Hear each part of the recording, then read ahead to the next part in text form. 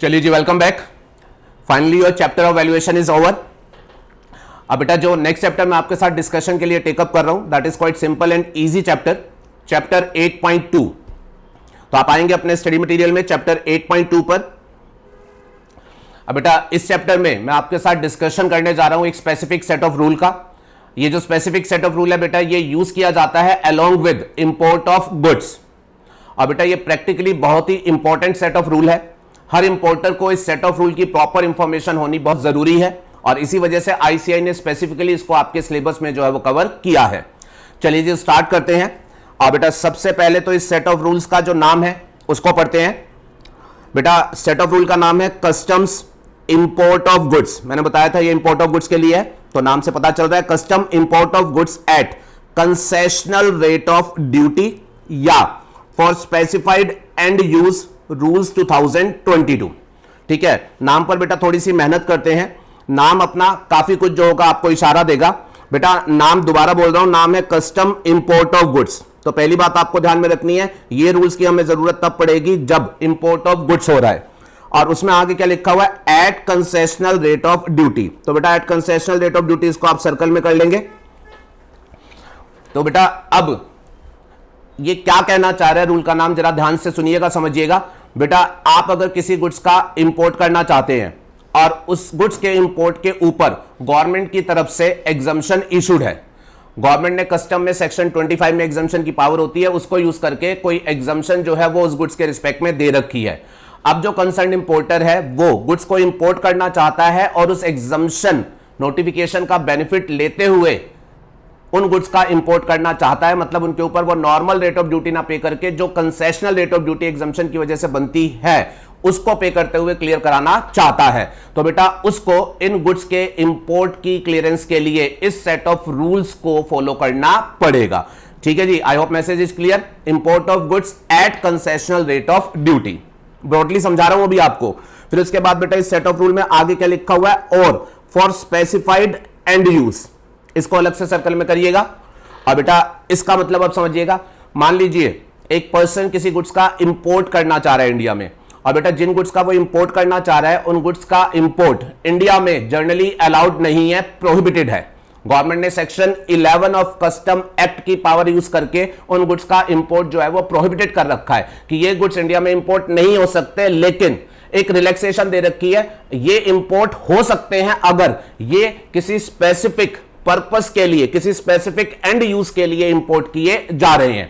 अब इंपोर्टर का कहना यह है कि वो जो इंपोर्ट कर रहा है ये उसी स्पेसिफिक एंड यूज के लिए इंपोर्ट कर रहा है, तो इसके ऊपर प्रोहिबिशन का रिलैक्सेशन अप्लाई होना चाहिए।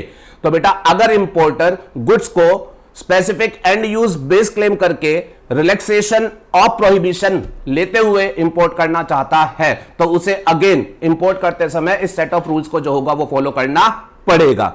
तो आप ध्यान में रखेंगे ये सेट ऑफ रूल बेसिकली दो सिचुएशन को हैंडल करने के लिए बनाए गए हैं। अगर कोई व्यक्ति import of goods at concessional rate मतलब एग्जम्पशन बेनिफिट लेते हुए क्लेम करना चाहता है, सेक्शन 25 में एग्जम्पशन इशूड होती है और उस नोटिफिकेशन का बेनिफिट लेते हुए क्लेम करना चाहता है, तो ये सेट ऑफ रूल्स पिक्चर में आएंगे। एंड दूसरा, अगर वो गुड्स का इंपोर्ट करना चाहता है जो गुड्स जो है अदरवाइज प्रोहिबिशन में है, सेक्शन 11 के नोटिफिकेशन में प्रोहिबिशन में है, बट वो उसमें जो रिलैक्सेशन है ना एंड यूज को लेकर के, उस रिलैक्सेशन के बेसिस पर क्लेम करना चाहता है, तो ये सेट ऑफ रूल्स जो होंगे वो पिक्चर में आएंगे।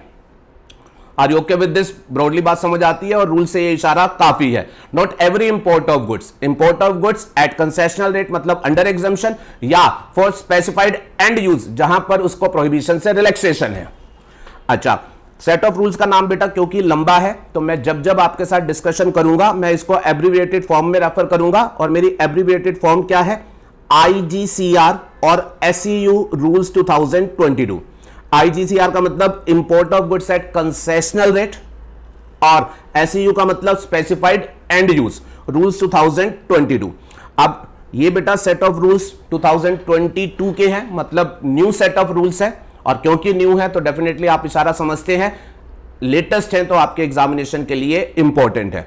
ये बेटा आपके इफेक्टिव हुए हैं फ्रॉम 9 सितंबर 2022। ठीक है, date in any case you are not supposed to remember, latest है, बट इतनी इंफॉर्मेशन आपके लिए काफी है।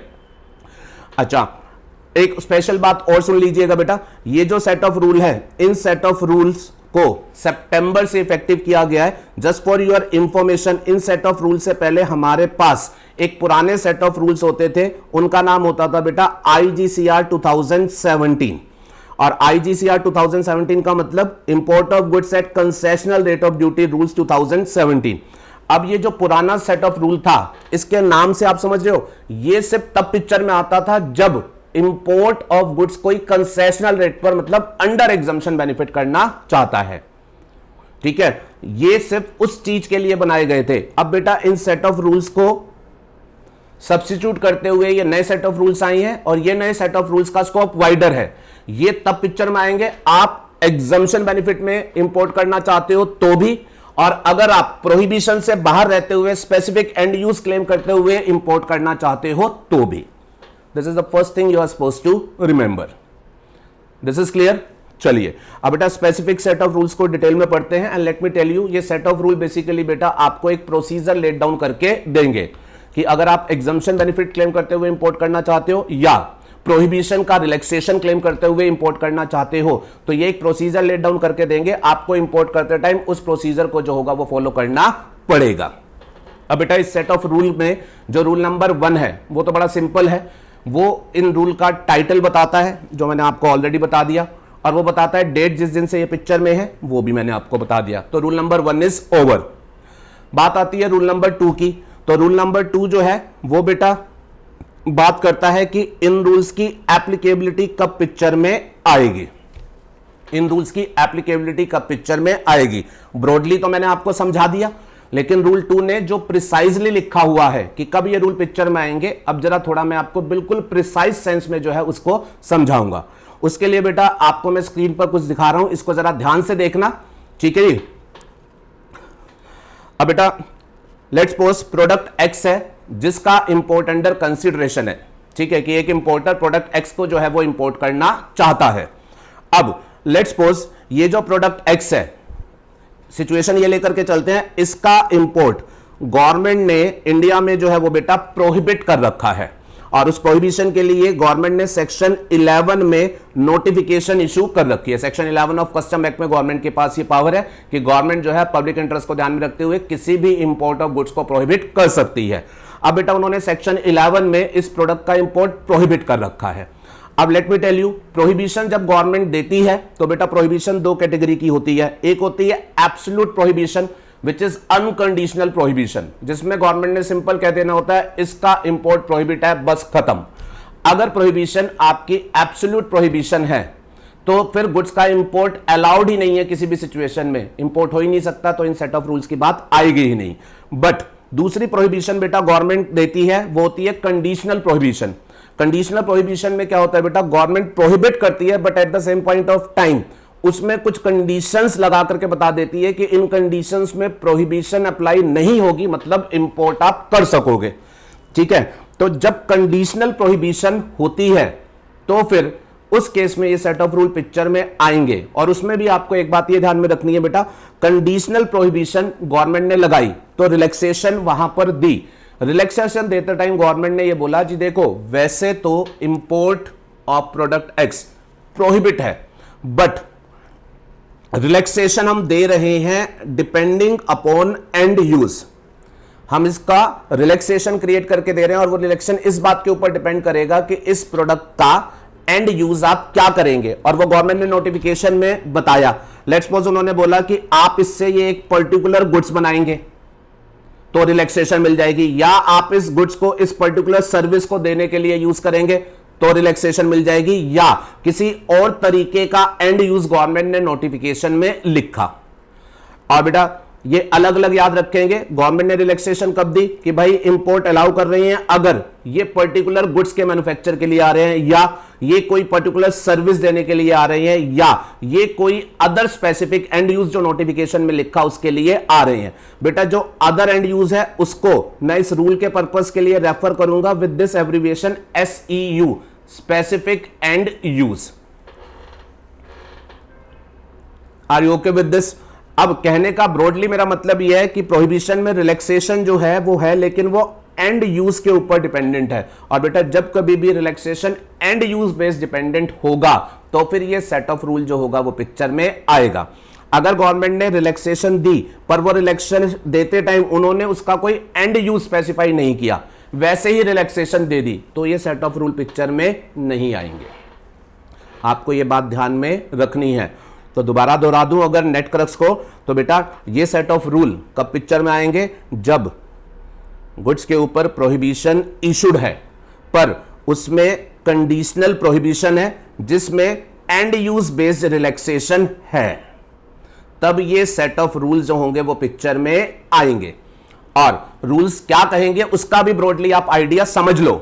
रूल्स अब बेटा आपको ये कहेंगे कि अब मान लीजिए कोई पर्सन वो इस प्रोडक्ट एक्स का इंपोर्ट कर रहा है और वो उस प्रोडक्ट एक्स का इंपोर्ट करते टाइम ये क्लेम कर रहा है कि भाई मेरे गुड्स को आपको क्लियरेंस दे देनी चाहिए क्योंकि मैं इन गुड्स को रिलैक्सेशन जो एंड यूज बेस्ड है उस कैटेगरी में इंपोर्ट कर रहा हूं, तो क्योंकि मैं उसका वो स्पेसिफिक एंड यूज करूंगा तो आपको मुझे इन गुड्स का इंपोर्ट अलाउ कर देना चाहिए। तो गवर्नमेंट कहती है जी कोई बात नहीं, इस सेट ऑफ रूल्स को आप फॉलो करो। और ये सेट ऑफ रूल बेटा बड़ी सिंपल बात कहते हैं कि जो इंपोर्टर होगा अगर वो इस रिलैक्सेशन को क्लेम करते हुए इंपोर्ट करेगा, एंड यूज बेस्ड रिलैक्सेशन को क्लेम करते हुए इंपोर्ट करेगा, तो उसको सिंपल सा काम करना पड़ेगा, उसे इंपोर्ट की क्लियरेंस से पहले अथॉरिटी के पास एक बॉन्ड देना पड़ेगा और वो बॉन्ड होगा equal to value of goods. Import करने से पहले इसे अथॉरिटीज को एक बॉन्ड देना पड़ेगा equal to value of goods, जिसमें वो ये गारंटी ले रहा होगा, अंडरटेकिंग ले रहा होगा कि वो जिस स्पेसिफिक एंड यूज बेस्ड इसकी क्लियरेंस क्लेम कर रहा है वो उस एंड यूज को जो होगा वो मटेरियलाइज करेगा। बॉन्ड के बेसिस पर अथॉरिटी को एश्योरेंस आ जाएगा और बेटा फिर वो आपको जो होगी वो इंपोर्ट क्लियरेंस दे देगी और आपको उसे स्पेसिफिक एंड यूज मटेरियलाइज करके अथॉरिटी को रिपोर्ट करके बता देना होगा। इन केस आपने कोई भी एंड यूज में डिफॉल्ट किया तो फिर बेटा बॉन्ड को इन्वोक करते हुए अथॉरिटी जो होगा वो एक्शन ले लेगी। तो ये सेट ऑफ रूल्स में इस तरीके का प्रोसीजर जो होगा वो बेटा लेट डाउन किया जाएगा। आई hope this point is clear. ठीक, अच्छा अब दूसरी सिचुएशन जो ये सेट ऑफ रूल विजुलाइज करके चलता है वो ये कहता है मान लीजिए आप जिस प्रोडक्ट का इंपोर्ट करना चाहते हैं उसका इंपोर्ट प्रोहिबिटेड नहीं है, परमिसिबल है, there is no prohibition notification under section 11, तो ओपन है, कोई भी उसे इंपोर्ट कर सकता है, लेकिन उसके ऊपर जो है वो एग्जम्पशन है और एग्जम्पशन के लिए गवर्नमेंट ने सेक्शन 25 का एग्जम्पशन नोटिफिकेशन जो है वो इशू कर रखा है। ठीक है, तो इंपोर्ट तो कोई भी कर सकता है पर एग्जम्पशन में इंपोर्ट करना है। अगर एग्जम्पशन नहीं है तो ध्यान में रखना है ये सेट ऑफ रूल अप्लाई नहीं होंगे। अगर एग्जम्पशन में इंपोर्ट करना है तो ये सेट ऑफ रूल अप्लाई होंगे और उसमें भी फर्दर आपको ये ध्यान में रखना है बेटा एग्जम्पशन भी जब सेक्शन 25 में इशू होती है तो दो कैटेगरी की होती है, एक होती है एब्सोल्यूट एग्जम्पशन, अनकंडीशनल, कोई शर्त नहीं है, वहां पर इन सेट ऑफ रूल की जरूरत नहीं है। लेकिन एग्जम्पशन है कंडीशनल और कंडीशनल में फर्दर कंडीशन जो है वो एंड यूज बेस्ड है। कंडीशनल एग्जम्पशन है और वो कंडीशन फर्दर जो है वो एंड यूज बेस्ड है, जो कि ये कह रही है एग्जम्पशन तभी मिलेगी जब इंपोर्टेड गुड्स से आप कुछ स्पेसिफिक गुड्स मैन्युफैक्चर करोगे या आप उसको कोई पर्टिकुलर आउटपुट सर्विस देने के लिए यूज करोगे या उसका कोई अदर कैटेगरी का स्पेसिफाइड एंड यूज जिसको मैं एसयू बोलूंगा इस रूल में वो करोगे, तभी आपको एग्जम्पशन बेनिफिट फ्लो होगा। ठीक है, तो बेटा अगर कभी भी एग्जम्पशन बेनिफिट है कंडीशनल और कंडीशनल भी एंड यूज वाला और आप इंपोर्ट करते टाइम ये कह रहे हो जी हाँ मैं उसी एंड यूज के लिए तो ला रहा हूं तो मुझे एग्जम्पशन का बेनिफिट दो और कंसेशनल रेट पर क्लियरेंस करने दो, तो बेटा आपको ये सेट ऑफ प्रोसीजर जो होगा वो फॉलो करने पड़ेंगे। और बेटा इस कैटेगरी में जब आप सेट ऑफ प्रोसीजर फॉलो करेंगे तो प्लीज ध्यान में रखिएगा, अब वो आपको ये बोलेंगे अगर कंसेशनल रेट का बेनिफिट लेते हुए क्लेम करना चाहते हो तो अगेन बॉन्ड दो, बॉन्ड दो। अब की बार लेकिन बॉन्ड जो होगा बेटा वो वैल्यू ऑफ गुड्स के बराबर का नहीं देना, अब की बार जितना ड्यूटी बेनिफिट आप एग्जम्पशन में क्लेम करते हुए क्लियर कराना चाहते हो उतने का बॉन्ड जो है वो आपको देना है। इस बॉन्ड में आप क्या लिख करके दे रहे हो कि आप अंडरटेक कर रहे हो कि मैं एंड यूज बेस्ड एग्जम्पशन का बेनिफिट ले रहा हूं तो उस एंड यूज को मैं मटेरियलाइज करूंगा, मुझे एग्जम्पशन दे दो, मैं उसको उसी एंड यूज के लिए यूज करूंगा, और अगर नहीं कर पाया तो जो ड्यूटी बेनिफिट का बेनिफिट मैं क्लेम कर रहा हूं वो मैं आपको विद इंटरेस्ट जो होगा वो दे दूंगा। तो यहां पर बेटा आप जो बॉन्ड दोगे वो ड्यूटी बेनिफिट जितना आप एग्जम्पशन में क्लेम कर रहे हो उतने का दे दोगे। फिर उसके बाद आपको कंसेशनल रेट में क्लियरेंस दे दी जाएगी, आप एंड यूज करके अथॉरिटी को रिपोर्ट कर देना। अगर डिफॉल्ट करोगे तो बॉन्ड इन्वोक करते हुए आपके अगेंस्ट रिकवरी एक्शन जो होगा वो ले लिया जाएगा। Broad picture of the rule ये है बेटा, अगर आपको ये बात समझ आई हो। क्रक्स एक बार के लिए फिर से दोहरा देता हूं, ये नोटिफिकेशन आपको दो केसेस में, ये सेट ऑफ रूल जो है ये आपको दो केसेस में अप्लाई करने हैं। जब आप प्रोहिबिशन का नोटिफिकेशन है सेक्शन 11 में, लेकिन आप उसमें relaxation and use based category की क्लेम करते हुए इंपोर्ट कर रहे हो, आपको तब ये सेट ऑफ रूल फॉलो करने हैं, और इस कैटेगरी में आपका बॉन्ड जाएगा वैल्यू ऑफ गुड्स के बराबर का।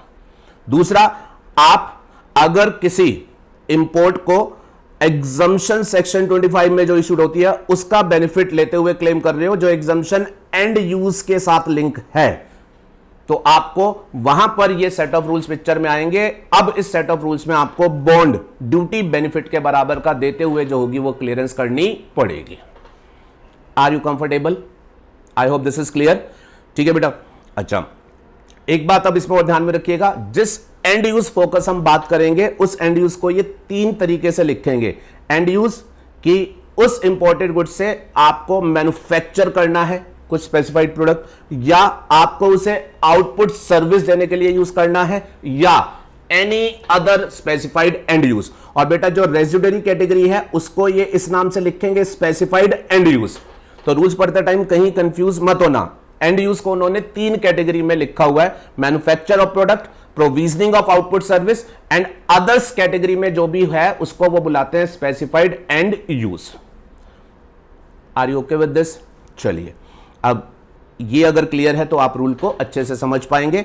मेन डिस्कशन स्टार्ट करते हैं। रूल नंबर 2 मैंने क्या लिखा, फर्स्ट पॉइंट देखो, मैंने कहा जी अगर कोई नोटिफिकेशन है जो एक्सटेंड कर रही है बेनिफिट, बेनिफिट कैसा, एग्जम्पशन बेनिफिट या प्रोहिबिशन से रिलैक्सेशन का बेनिफिट, जो लिंक्ड है, और वो बेनिफिट किस चीज के साथ लिंक है, to usage of imported goods. वो बेनिफिट इस बात के ऊपर डिपेंडेंट है कि उस इंपोर्टेड गुड्स का यूज होना चाहिए इन अ पर्टिकुलर मैनर, और वो तीन तरीके से लिखेंगे, कुछ बनाने के लिए, कोई सर्विस देने के लिए, या अदर स्पेसिफाइड एंड यूज। तो बेटा इस नोटिफिकेशन का अगर बेनिफिट लेना होगा तो फिर ये रूल्स जो होंगे वो अप्लाई होंगे। और बेटा ऐसी नोटिफिकेशन को सिंपली हम अपना इजी रिमेंबरेंस के पर्पस के लिए बोल सकते हैं and use based notification, and use based notification. और ध्यान में रखिएगा जिस नोटिफिकेशन की मैं बात कर रहा हूं वो नोटिफिकेशन दो कैटेगरी की हो सकती है। सच नोटिफिकेशन में भी एग्जम्पशन नोटिफिकेशन जो ड्यूटी बेनिफिट दे रही हो, जो कि सेक्शन 25 ऑफ कस्टम एक्ट में इशूड होती है, या दूसरी कौन सी नोटिफिकेशन बेटा, प्रोहिबिशन नोटिफिकेशन जो कि सेक्शन 11 में इशूड होती है और उसमें रिलैक्सेशन है एंड यूज बेस्ड। तो अगर एग्जम्पशन नोटिफिकेशन में ड्यूटी बेनिफिट लेना है या प्रोहिबिशन नोटिफिकेशन में रिलैक्सेशन बेनिफिट लेना है, ठीक है, जो बेनिफिट एंड यूज के साथ लिंक्ड है, तो फिर आपको ये सेट ऑफ रूल्स अप्लाई होंगे। रूल नंबर 2 ने सिंपली ये बात लिख करके जो है वो बोली है। Are you okay with this? और प्लीज ध्यान में रखिएगा जब भी गवर्नमेंट बेटा सेक्शन 25 में ड्यूटी बेनिफिट एंड यूज के साथ लिंक करके देती है, या सेक्शन 11 के प्रोहिबिशन नोटिफिकेशन में रिलैक्सेशन एंड यूज से लिंक करके देती है, तो बेटा इन नोटिफिकेशन में वो स्पेसिफिकली ये लिख करके बोलती है कि ये ड्यूटी बेनिफिट या ये relaxation benefit will be allowed only if the importer is observing this set of rules. मतलब वो बॉन्ड वगैरह प्रॉपर दे करके अगर वो क्लियरेंस करा रहा है तभी ये बेनिफिट जो होगा वो अलाउ किया जाएगा। Are you okay with this? Let me show you a practical example. Side में देखिएगा बेटा, ये एक एग्जम्पशन नोटिफिकेशन है, कस्टम में इशूड है, ठीक है, प्रैक्टिकल एग्जांपल है बेटा। अब ये नोटिफिकेशन ही कहती है कि भाई साहब अगर microphone, rubber case, screw, SIM socket, printed circuit board assembly, display assembly, touch panel, इनमें से कोई भी गुड्स अगर इंपोर्टर इंपोर्ट करता है तो बेटा एक एग्जम्पशन ये वाली क्या कह रही है, इंपोर्ट ड्यूटी एग्जेम्प्ट होगी on these goods if import is for use in manufacture of mobile phone. तो बेटा इन गुड्स का इंपोर्ट कस्टम ड्यूटी से एग्जेम्प्ट कर दिया गया। सेक्शन 25 में ये एग्जम्पशन आई है बेटा, लेकिन एग्जम्पशन तब मिलेगी जब इन गुड्स का इंपोर्ट किस पर्पस के लिए हो रहा है, for use in manufacture of mobile phone. तो उन्होंने बेटा उसका एंड यूज क्या फिक्स कर दिया, एंड यूज फिक्स कर दिया कि उससे ये मैन्युफैक्चर होना चाहिए। तो अब इंडिया में बेटा मोबाइल फोन का manufacture, let's suppose as an example मैं माइक्रोमैक्स की बात करता हूं, ये बेटा इंडिया में मोबाइल फोन बनाते हैं। अब ये कहते हैं जी मैं मोबाइल फोन का मैन्युफैक्चर हूं और मैं अपनी मोबाइल फोन मैन्युफैक्चरिंग के लिए इन गुड्स का इंपोर्ट करना चाहता हूं और इस पर गवर्नमेंट ने एग्जम्पशन दी है। तो अकॉर्डिंगली मैं इन गुड्स का इंपोर्ट करना चाहता हूं और उस एग्जम्पशन का बेनिफिट लेते हुए ड्यूटी फ्री कंसेशनल रेट पर बेसिकली मैं करना चाहता हूं। तो हम क्या कह रहे हैं जी, बहुत बढ़िया बात है, आप बिल्कुल इसको कंसेशनल रेट पर कर सकते हैं। बट नोटिफिकेशन क्या कह रही है, हमने क्योंकि ये benefit subject to end use दिया है तो इस नोटिफिकेशन में एक हमने बात मेंशन करी है कि ये बेनिफिट तभी मिलेगा if importer follows the procedure specified in custom IGCR rule 2017। अच्छा, अब देखिएगा ये नोटिफिकेशन 2017 की इशूड है और 2017 के पॉइंट ऑफ टाइम पर बेटा ये 2022 वाले सेट ऑफ रूल नहीं होते थे। उस टाइम पर मैंने आपको बताया ये पुराने सेट ऑफ रूल्स होते थे। तो अकॉर्डिंगली नोटिफिकेशन ने उस पुराने सेट ऑफ रूल का रेफरेंस देते हुए क्या बोला है कि माइक्रोमैक्स आप मोबाइल फोन मैन्युफैक्चर करते हो, ठीक है। अब अगर आप इन गुड्स को उस एक्टिविटी के लिए इंपोर्ट करना चाह रहे हो तो ठीक है, आपको ड्यूटी बेनिफिट मिलेगा, बट आपको ये सेट ऑफ रूल जो होगा ये फॉलो करना पड़ेगा for your import at the concessional rate of duty. Are you okay with this? अच्छा, अब अगर मैं आपसे बात करूं 2022 की, अगर Micromax September 2022 and onwards in goods को इंपोर्ट करना चाहता है तो बेटा 2022 के बाद ये सेट ऑफ रूल्स पुराने वाले बदल गए हैं, तो इस पुराने रूल्स की बजाय अब यहां पर क्या समझा जाएगा, कस्टम्स आईजीसीआर और SEU रूल्स 2022। नोटिफिकेशन के टाइम पर पुराने थे तो पुराने का रेफरेंस था, बट अब क्योंकि नए सेट ऑफ रूल्स आ गए हैं तो पुराने की जगह अब यहां पर इसको कैसे रीड किया जाएगा कि अगर माइक्रोमैक्स इस नए सेट ऑफ रूल्स को फॉलो करेगा तो सितंबर ऑनवर्ड्स वो जो इंपोर्ट करेगा वो ड्यूटी बेनिफिट क्लेम कर सकता है अगर इस सेट ऑफ रूल्स को वो फॉलो करेगा।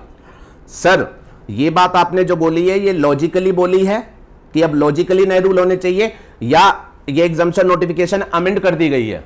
बेटा नोटिफिकेशन अमेंड नहीं की गई, रेदर देन ये जो नए सेट ऑफ रूल्स हैं इसी में ही उन्होंने स्पेसिफिकली लिख दिया है कि अगर कोई भी पुराना नोटिफिकेशन इशूड है जो कि पुराने रूल को रेफर कर रहा है तो सितंबर के बाद उस पुराने रूल की बजाय नया रूल जो है वहां पर जो होगा वो पढ़ा जाएगा, which is quite obvious also.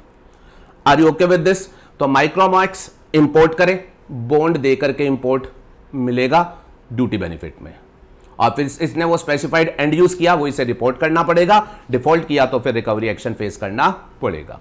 Basic spirit clear है?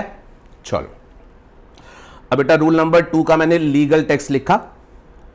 Rule number 2, conditions for applicability of customs IGCR SEU rules 2022।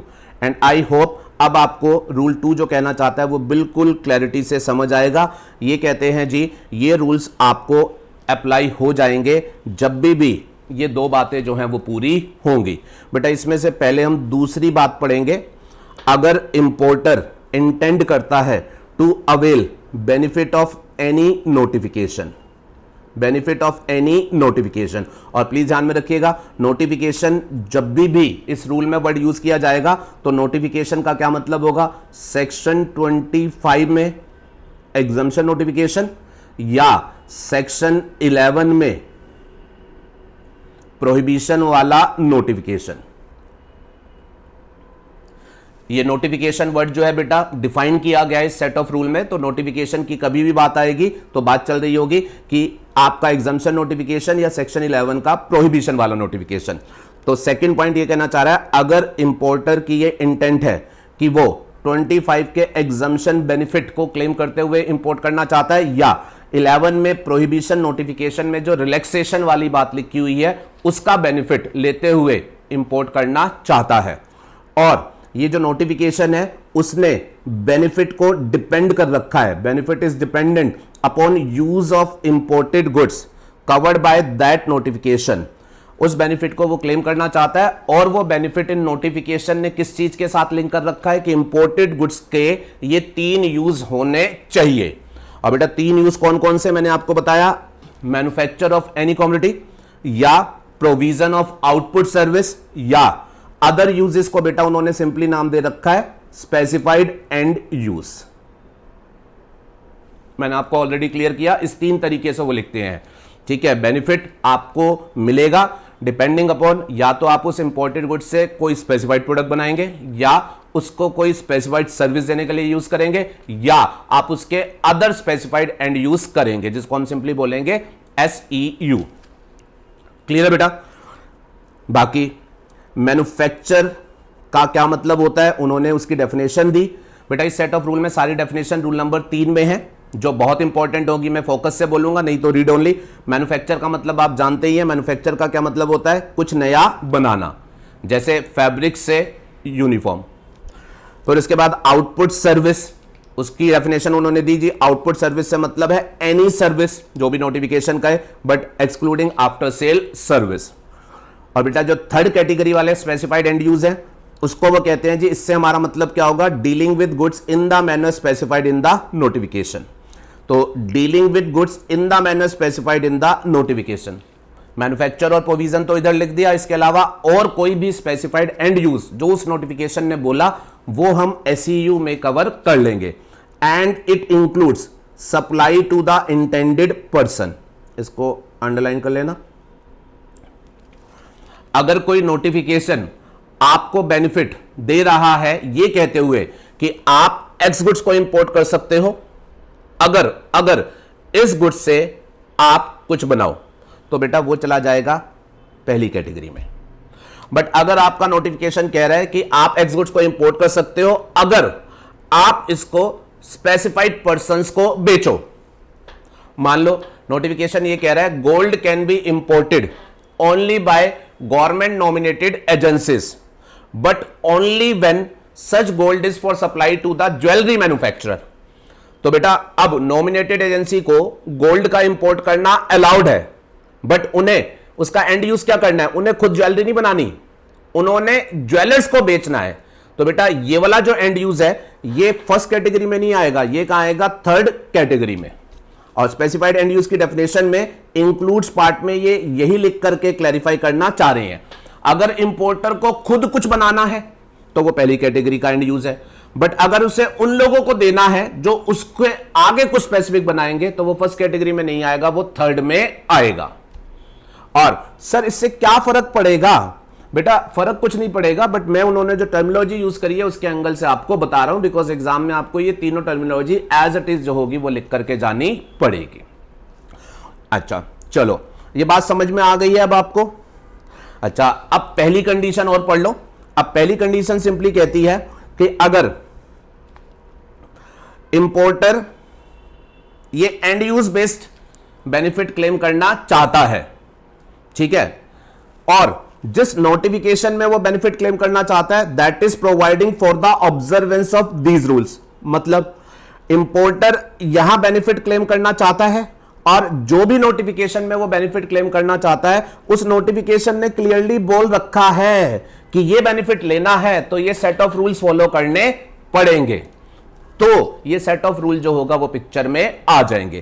कहने का मतलब ये है बेटा कि importer and use based benefit लेना चाहता है और नोटिफिकेशन जिसमें वो बेनिफिट लेना चाहता है उसने कह रखा है कि benefit is subject to compliance with this set of rule, तो ऐसी सिचुएशन में अब ये सेट ऑफ रूल्स जो होंगे वो पिक्चर में आ जाएंगे। I hope the applicability point is clear. चलो प्रोसीड करते हैं, थोड़े से इलस्ट्रेशन से और ज्यादा क्लैरिटी लेने की कोशिश करते हैं। इलस्ट्रेशन 1, ठीक है, इवैल्यूएट करवा रहा हूं एप्लीकेबिलिटी ऑफ IGCR और SEU रूल्स 2022। सिचुएशंस दी गई हैं, 4 डिफरेंट एग्जम्पशन नोटिफिकेशंस बेटा आपको मैंने लिख करके दिए हैं, ठीक है।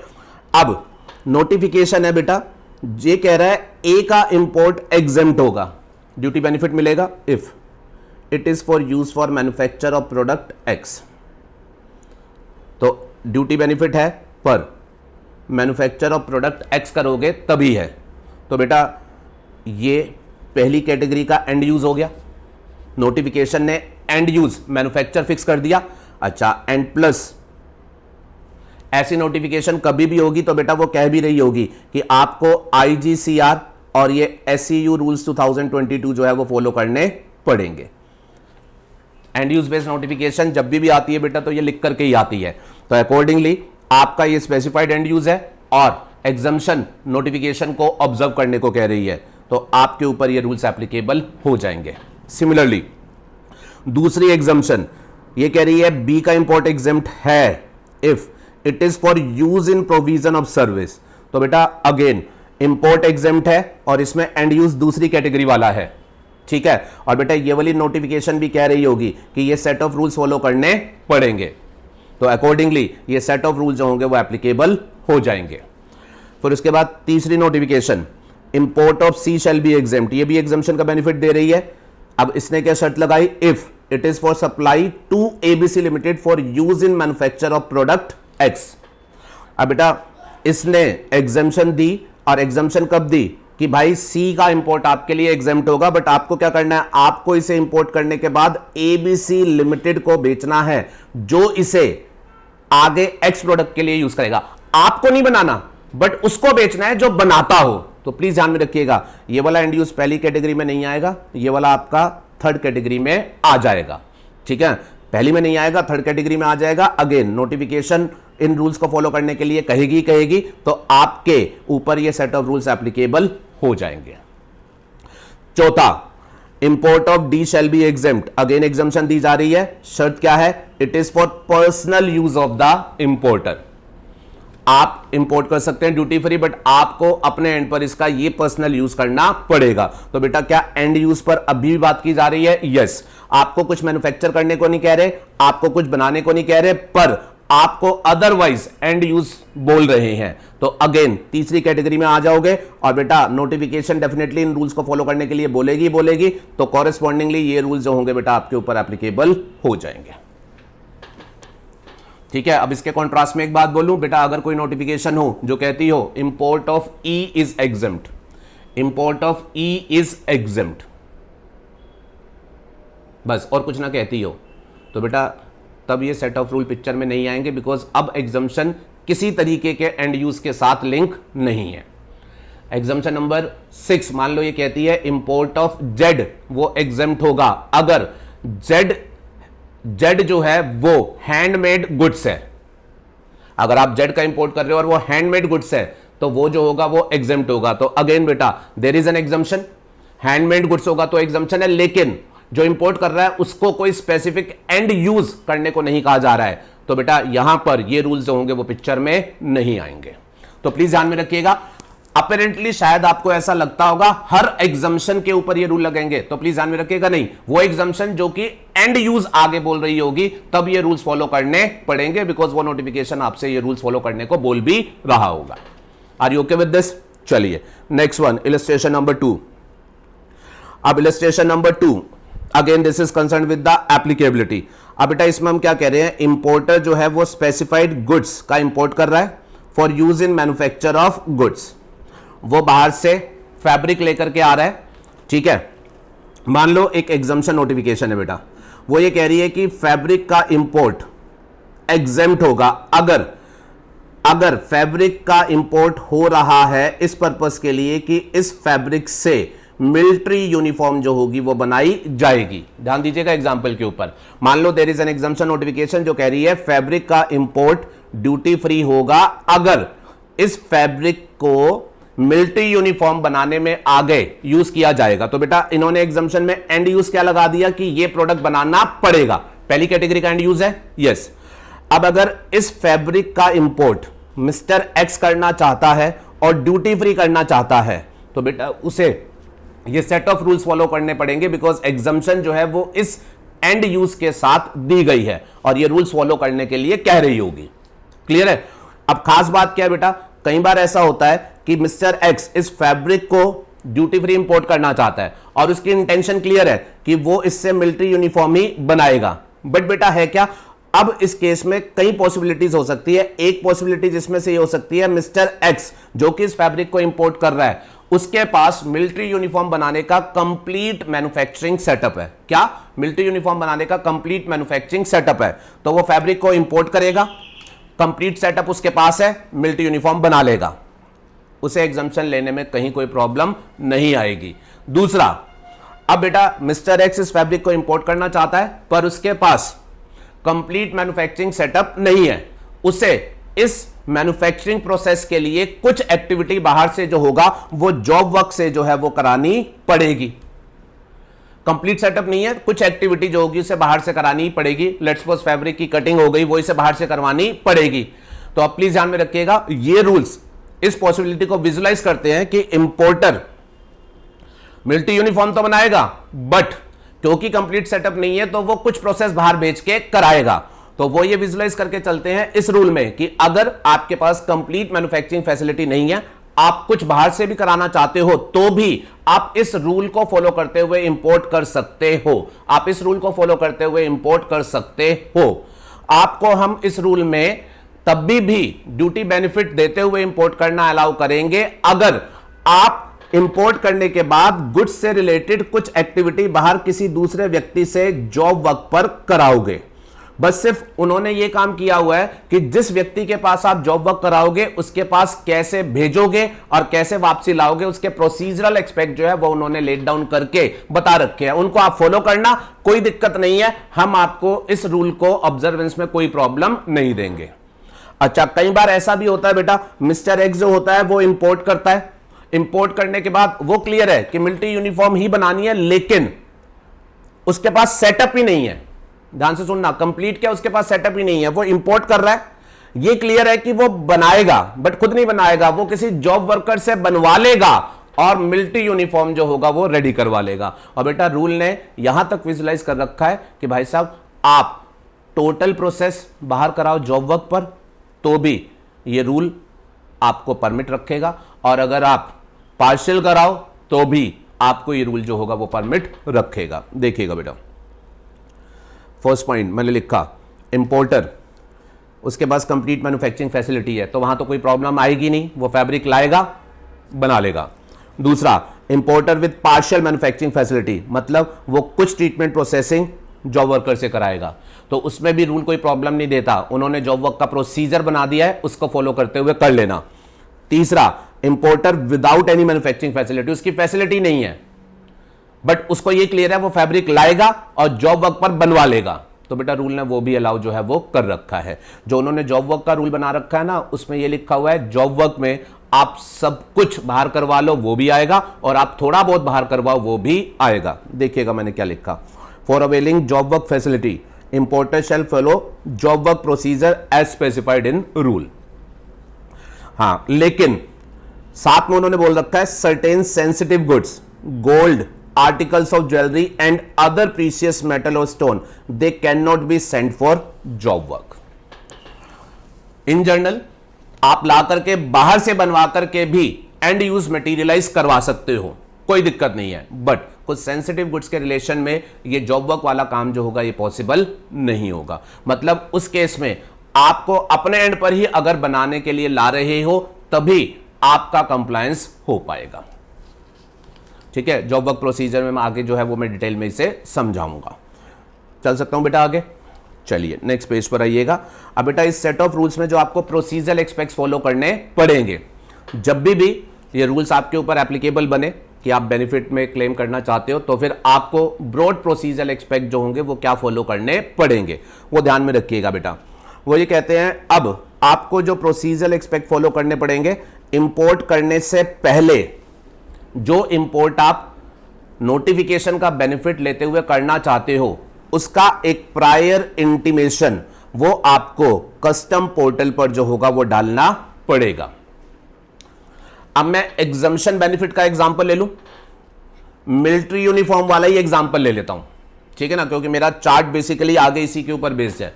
तो मान लो फैब्रिक है, उसके ऊपर एग्जम्पशन नोटिफिकेशन है जो ये कह रहा है फैब्रिक का इंपोर्ट ड्यूटी फ्री अलाउड है अगर इसका इंपोर्ट किया जा रहा है for manufacture of military uniform.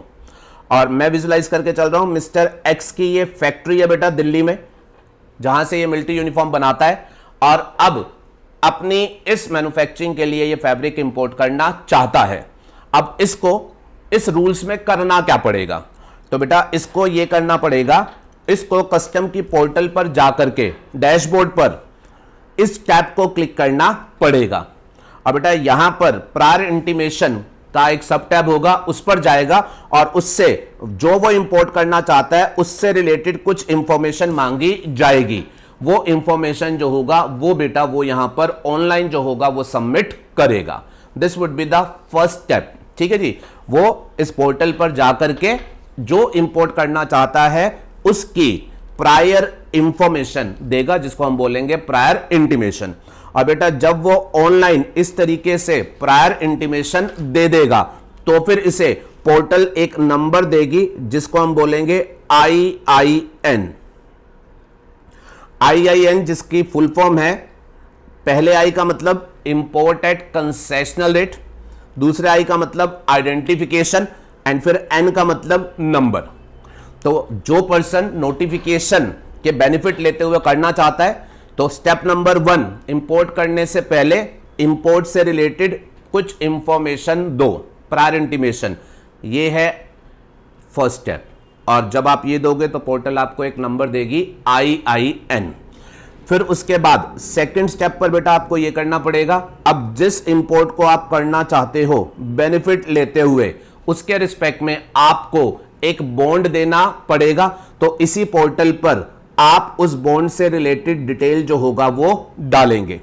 जो आपको अभी IIN नंबर मिला उस नंबर का रेफरेंस देते हुए अब आप अपने इंटेंडेड इंपोर्टेड गुड्स के रिस्पेक्ट में जो बॉन्ड बनता है वो बॉन्ड जो होगा वो आप उसकी डिटेल्स डालेंगे।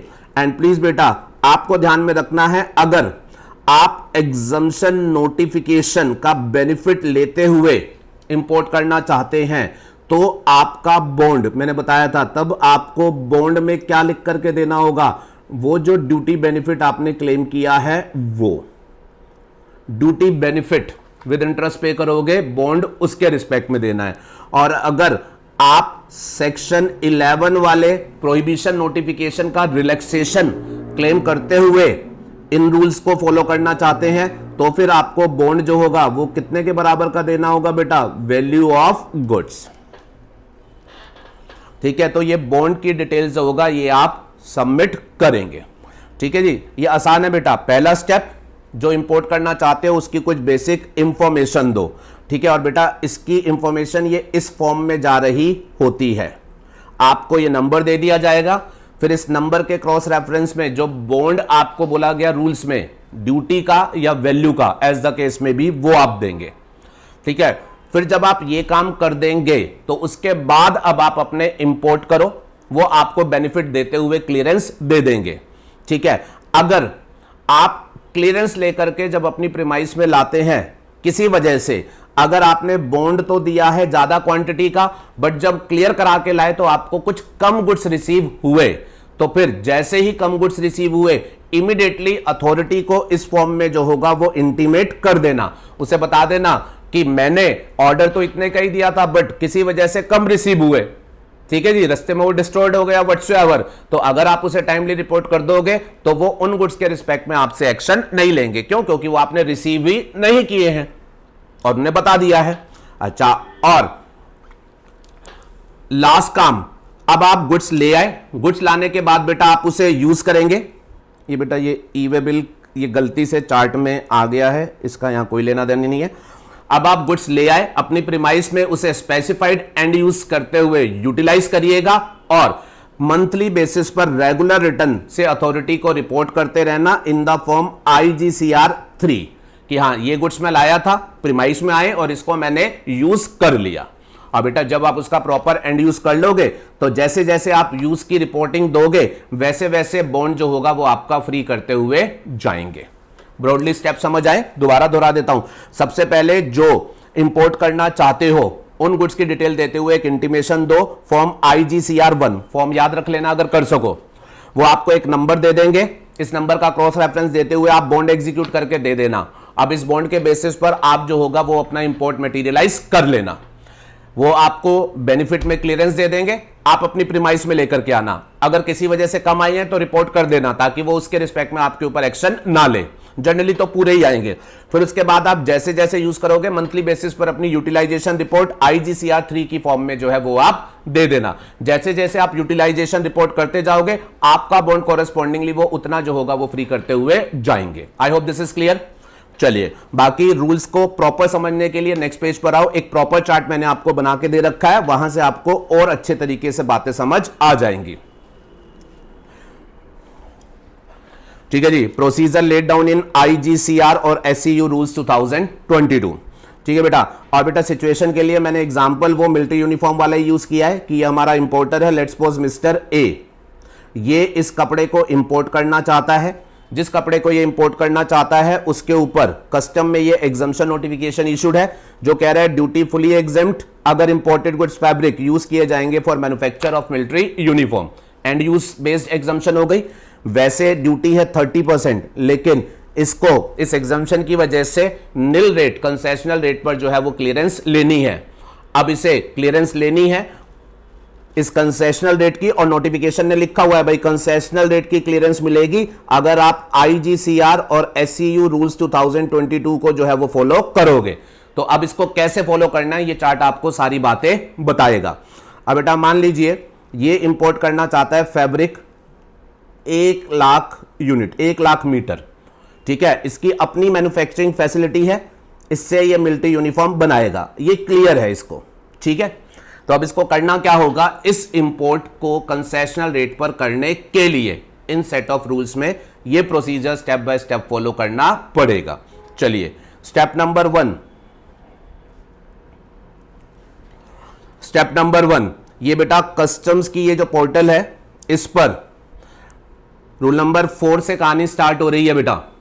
रूल नंबर 4 सब रूल 1 ये कहता है कि ये इस पोर्टल पर IGCR 1 की फॉर्म में वन टाइम बेसिस का एक इंटीमेशन देगा इंपोर्ट करने से पहले।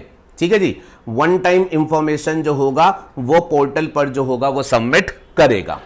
ठीक है, इसमें इंफॉर्मेशन में से क्या क्या पर्टिकुलर्स बताने होते हैं, नेम एंड एड्रेस इंपोर्टर जो है वो अपना बताएगा, और अगर उसने ये तय कर रखा है कि कपड़ा वो इंपोर्ट करेगा लेकिन मिलिट्री यूनिफॉर्म बाहर जॉब वर्कर से बनवाएगा कंप्लीटली या थोड़ा बहुत प्रोसेस जॉब वर्कर से करवाएगा, तो अगर वो प्री डिसाइडेड है तो जॉब वर्कर की इंफॉर्मेशन भी जो होगा वो साथ ही दे देगा।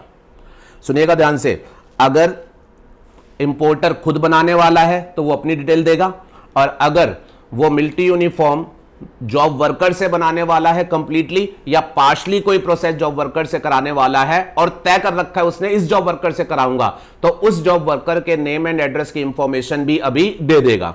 बट अगर जॉब वर्कर से कुछ कराना है ये उसने प्री डिसाइड नहीं कर रखा, ये लेट्स सपोज लेटर ऑन जाके डिसाइड करता है, तो उस केस में ये जो इंफॉर्मेशन अभी देगा वो बाद में अमेंड कर लेगा। अभी शुरुआत में तो क्या बता देगा, मैं करना चाहता हूं, बट अगर बाद में जॉब वर्कर का डिसीजन लिया तो बेटा ये इंफॉर्मेशन जो है वो अमेंड भी हो सकती है। चलो, दूसरी बात ये बताएगा क्या गुड्स बनाएगा, क्या प्रोसेस लगा करके बनाएगा, और ये बताएगा nature and description of imported goods, कौन से गुड्स इंपोर्ट कर रहा है, नेचर ऑफ आउटपुट सर्विस, अगर इसका केस आउटपुट सर्विस वाला एंड यूज बेस्ड होता तो अकॉर्डिंगली वो इंफॉर्मेशन देगा। फिर ये बताएगा पर्टिकुलर ऑफ एप्लीकेबल नोटिफिकेशन, किस नोटिफिकेशन में ये बेनिफिट क्लेम कर रहा है उसके नंबर वगैरह बताएगा। इंटेंडेड पोर्ट ऑफ इंपोर्ट, ये इस गुड्स को किस पोर्ट से इंपोर्ट करना चाहता है उन पोर्ट्स के बारे में लिखेगा। Particular of the premises intended to be used in case of unit transfer, अगर इसके मन में यह है कि कपड़ा इंपोर्ट करने के बाद ये अपनी ही किसी दूसरी यूनिट में उसे ट्रांसफर करेगा, वो भी अलाउड है इस रूल में। अगर ऐसा इंटेंडेड है तो फिर यूनिट ट्रांसफर जहां वो करेगा उन प्रीमाइसेस की डिटेल भी इसे इंफॉर्मेशन के तौर पर पहले ही देनी पड़ेगी।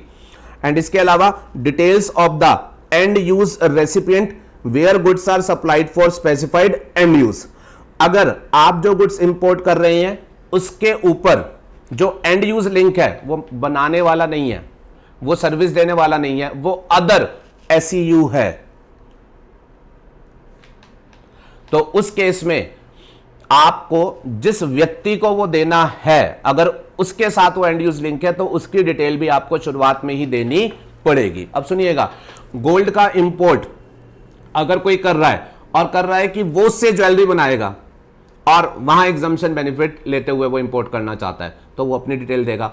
बट अगर वो गोल्ड का इंपोर्ट कर रहा है और एग्जम्पशन ये कहती है कि ये आपको एग्जम्पशन में अलाउड है अगर आप इसे आगे ज्वेलर को दोगे, तो उस केस में आपको उसका ज्वेलरी नहीं बनाना, बट जिसको दे रहे हो उसको ज्वेलरी बनानी है, तो उस केस में उस पर्सन की डिटेल्स भी आपको यहां पर वन टाइम इंफॉर्मेशन में देनी पड़ेगी। ये बेसिकली पर्टिकुलर्स आपको याद रखने की जरूरत नहीं है, इसको लॉजिक पर याद रखना कि बेसिकली जिस तरीके का एंड यूज है उससे रिलेटेड सारी डिटेल्स जो है वो आपसे यहां पर कैप्चर करवा रहे हैं। This is your step number 1। ठीक है जी, मैं अपने एग्जांपल स्पेसिफिक अगर इसे कर दूं तो ये आदमी 1 लाख यूनिट ऑफ फैब्रिक बनाना चाहता है, इंपोर्ट करना चाहता है, तो ये डिटेल में बताएगा अपनी मैन्युफैक्चरिंग प्रीमाइस का एड्रेस, और अगर जॉब वर्कर इन्वॉल्व करना चाहता है तो उसकी डिटेल, फिर फैब्रिक 1 लाख बनाना चाहता है इसकी डिटेल, इससे मिलिट्री यूनिफॉर्म बनाना चाहता है इसकी डिटेल। मेरी बात समझ पा रहे हो इस बात की? कौन से पोर्ट से इंपोर्ट करना चाहता है उसकी डिटेल, कौन से नोटिफिकेशन का बेनिफिट लेना चाहता है उसकी डिटेल। तो जनरल बेसिस पर भी आप इसे याद रख सकते हैं। कर दिया जी, इंटीमेशन हो गया। फिर उसके बाद स्टेप नंबर 2, जब आप ये इंफॉर्मेशन ऑनलाइन डाल देंगे तो फिर ये ऑनलाइन एक्सेप्ट की जाएगी और आपको एक नंबर दे दिया जाएगा। मैंने बताया था IIN, import of goods at concessional rate identification number, ये जनरेट करके आपको दे दिया जाएगा। दिस IIN में लेटर ऑन बी अपडेटेड और amended on the common portal. अगर आप इंफॉर्मेशन बाद में कोई चेंज करते हैं तो फिर कॉरेस्पॉन्डिंगली आप अपना ये अमेंडेड IIN जो होगा वो आपको इशू किया जाएगा। ठीक है, तो बड़े सिंपल से स्टेप है। इंपोर्ट करने से पहले IGCR 1 फॉर्म में इंटीमेशन दे देना एंड आपको उस बदले में मिल जाएगा number. Are you okay with this? अब बेटा नंबर आ गया, इसके बाद आपको क्या करना होगा, उसी पोर्टल पर जाकर के बेटा आपको बॉन्ड जो होगा उसकी डिटेल जो होगी वो डालनी पड़ेगी। क्यों? क्योंकि आपको इस नोटिफिकेशन, इस सेट ऑफ रूल्स में बॉन्ड देना होता है, तो वो अपनी बॉन्ड की डिटेल जो होगा वो आप इसमें डालेंगे। ठीक है, बॉन्ड की डिटेल्स डालते टाइम जो आपको IIN नंबर दिया गया है उसको रेफर करते हुए आप बॉन्ड की डिटेल्स जो है वो इसमें डालेंगे। बॉन्ड की डिटेल्स डाल दोगे और बेटा बॉन्ड की डिटेल्स डालने के बाद फिजिकल फॉर्म में बॉन्ड जो होगा वो आप जाकर के जुरिस्डिक्शनल कस्टम ऑफिसर को दे देंगे। Are you okay with this? जब आप बॉन्ड जाकर के जुरिस्डिक्शनल कस्टम ऑफिसर को दे देंगे देन आपको उस बॉन्ड का एक नंबर जो होगा वो कम्युनिकेट कर दिया जाएगा। तो मैं दोबारा बोल रहा हूं, आपको क्या करना है बॉन्ड के लिए, पहले तो पोर्टल पर बॉन्ड की डिटेल्स डाल देना कि भाई मेरे गुड्स के रिस्पेक्ट में अब ये अमाउंट के बॉन्ड वगैरह बनते हैं। ठीक है, आप बॉन्ड की डिटेल्स डालना। फिर उसके बाद फिजिकल कॉपी जो है वो जाकर के जुरिस्डिक्शनल कस्टम ऑफिसर को दे देना। जुरिस्डिक्शनल कस्टम ऑफिसर को दे देना। जब आप ये काम कर दोगे तो फिर आपने जो बॉन्ड की डिटेल डाली थी वो अप्रूव करते हुए आपको बॉन्ड का एक नंबर जो होगा वो दे दिया जाएगा और उस बॉन्ड नंबर को आपको लेटर ऑन जब क्लियरेंस कराओगे तो बिल ऑफ एंट्री फाइल करते टाइम यूज करना है। बात समझ आई? अच्छा, इसमें जो आपको इंफेसिस से याद रखना है जरा वो देखो, आप पोर्टल पर बॉन्ड रिलेटेड डिटेल्स दोगे IIN नंबर का रेफरेंस देते हुए, फिर उसके बाद आप बॉन्ड फिजिकल कॉपी में विद बैंक गारंटी जो होगा वो जुरिस्डिक्शनल कस्टम ऑफिसर को दोगे। अब बेटा ये जो जुरिस्डिक्शनल कस्टम ऑफिसर वर्ड मैं बोल रहा हूं ये बहुत इंपॉर्टेंट है। जुरिस्डिक्शनल कस्टम ऑफिसर ये वर्ड बड़ा इंपॉर्टेंट है, इसका एक स्पेसिफिक मतलब है, उसको जरा ध्यान से समझना। जुरिस्डिक्शनल कस्टम ऑफिसर से इनका क्या मतलब होता है सुनिएगा। ये जो इंपोर्टर है ये बेटा लेट्स सपोज गुजरात पोर्ट से क्लियर करेगा, तो जब ये गुजरात पोर्ट से क्लियर करेगा तो बेटा गुजरात पोर्ट जहां से ये गुड्स क्लियर करेगा वहां का जो कस्टम ऑफिसर इंचार्ज होगा उसको हम सिंपली बोलते हैं ACDC ऑफ कस्टम स्टेशन, जिसके लेवल पर फॉर्मेलिटी होंगी। अब इन गुड्स को क्लियर कराने के बाद आप इसे अपनी फैक्ट्री में लाओगे।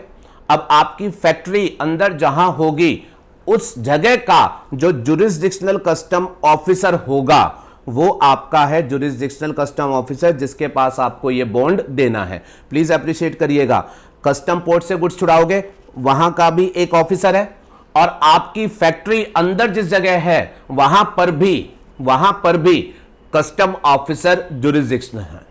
आपको जुरिस्डिक्शनल कस्टम ऑफिसर वर्ड में जब भी यूज करूंगा तो पोर्ट के हिसाब से नहीं करूंगा, मैं कहां से करूंगा, आपकी प्रीमाइसेस जहां पर सिचुएटेड है वो। Are you okay with this? भाई आप दिल्ली में हो, इंपोर्ट आप अलग अलग पोर्ट से करते हो, तो अलग अलग पोर्ट के ऑफिसर आपको कंट्रोल थोड़ी ना करेंगे उस चीज के लिए, ठीक है ना। तो पोर्ट का कंट्रोलिंग ऑफिसर वो अलग है, ठीक है। जुरिस्डिक्शनल कस्टम ऑफिसर मैं कभी भी बोलूंगा तो उसका मतलब ये हो गया कि आपकी प्रीमाइसेस जहां पर है वो जो जुरिस्डिक्शनल ऑफिसर है वो है जुरिस्डिक्शनल कस्टम ऑफिसर। और इनफैक्ट बेटा जुरिस्डिक्शनल कस्टम ऑफिसर की इन्होंने क्लियर कट एक डेफिनेशन भी दे रखी है, चार्ट के बॉटम पेज पर देख लीजिएगा। Jurisdictional custom officer, it is an officer of custom of a rank equivalent to the rank of superintendent और अप्रेजर। रैंक आप छोड़ दो, मतलब नहीं आपको। Exercising jurisdiction over. Jurisdictional custom officer वो कस्टम ऑफिसर होगा जिसकी जुरिस्डिक्शन कहां पर हो, the premises where either the goods imported shall be put to use for manufacture और for rendering the output service. तो पोर्ट वाला नहीं, वो ऑफिसर जिसकी जुरिस्डिक्शन में आपकी प्रीमाइस आएगी, जहां से आपको गुड्स बनाने हैं या जहां से आपको वो सर्विस देनी है। Are you okay with this? अच्छा, और बी पार्ट क्या कह रहा है, the primary address specified in the IC issued by DGFT in other cases. तो बेटा मैंने आपको क्या बोला था, इन्होंने एंड यूज को 3 कैटेगरी में लिखा हुआ है, manufacture of goods, provisioning of service, and बाकी जितने भी हैं उन सबको रेजिडरी में ये क्या बुलाते हैं, एसईयू।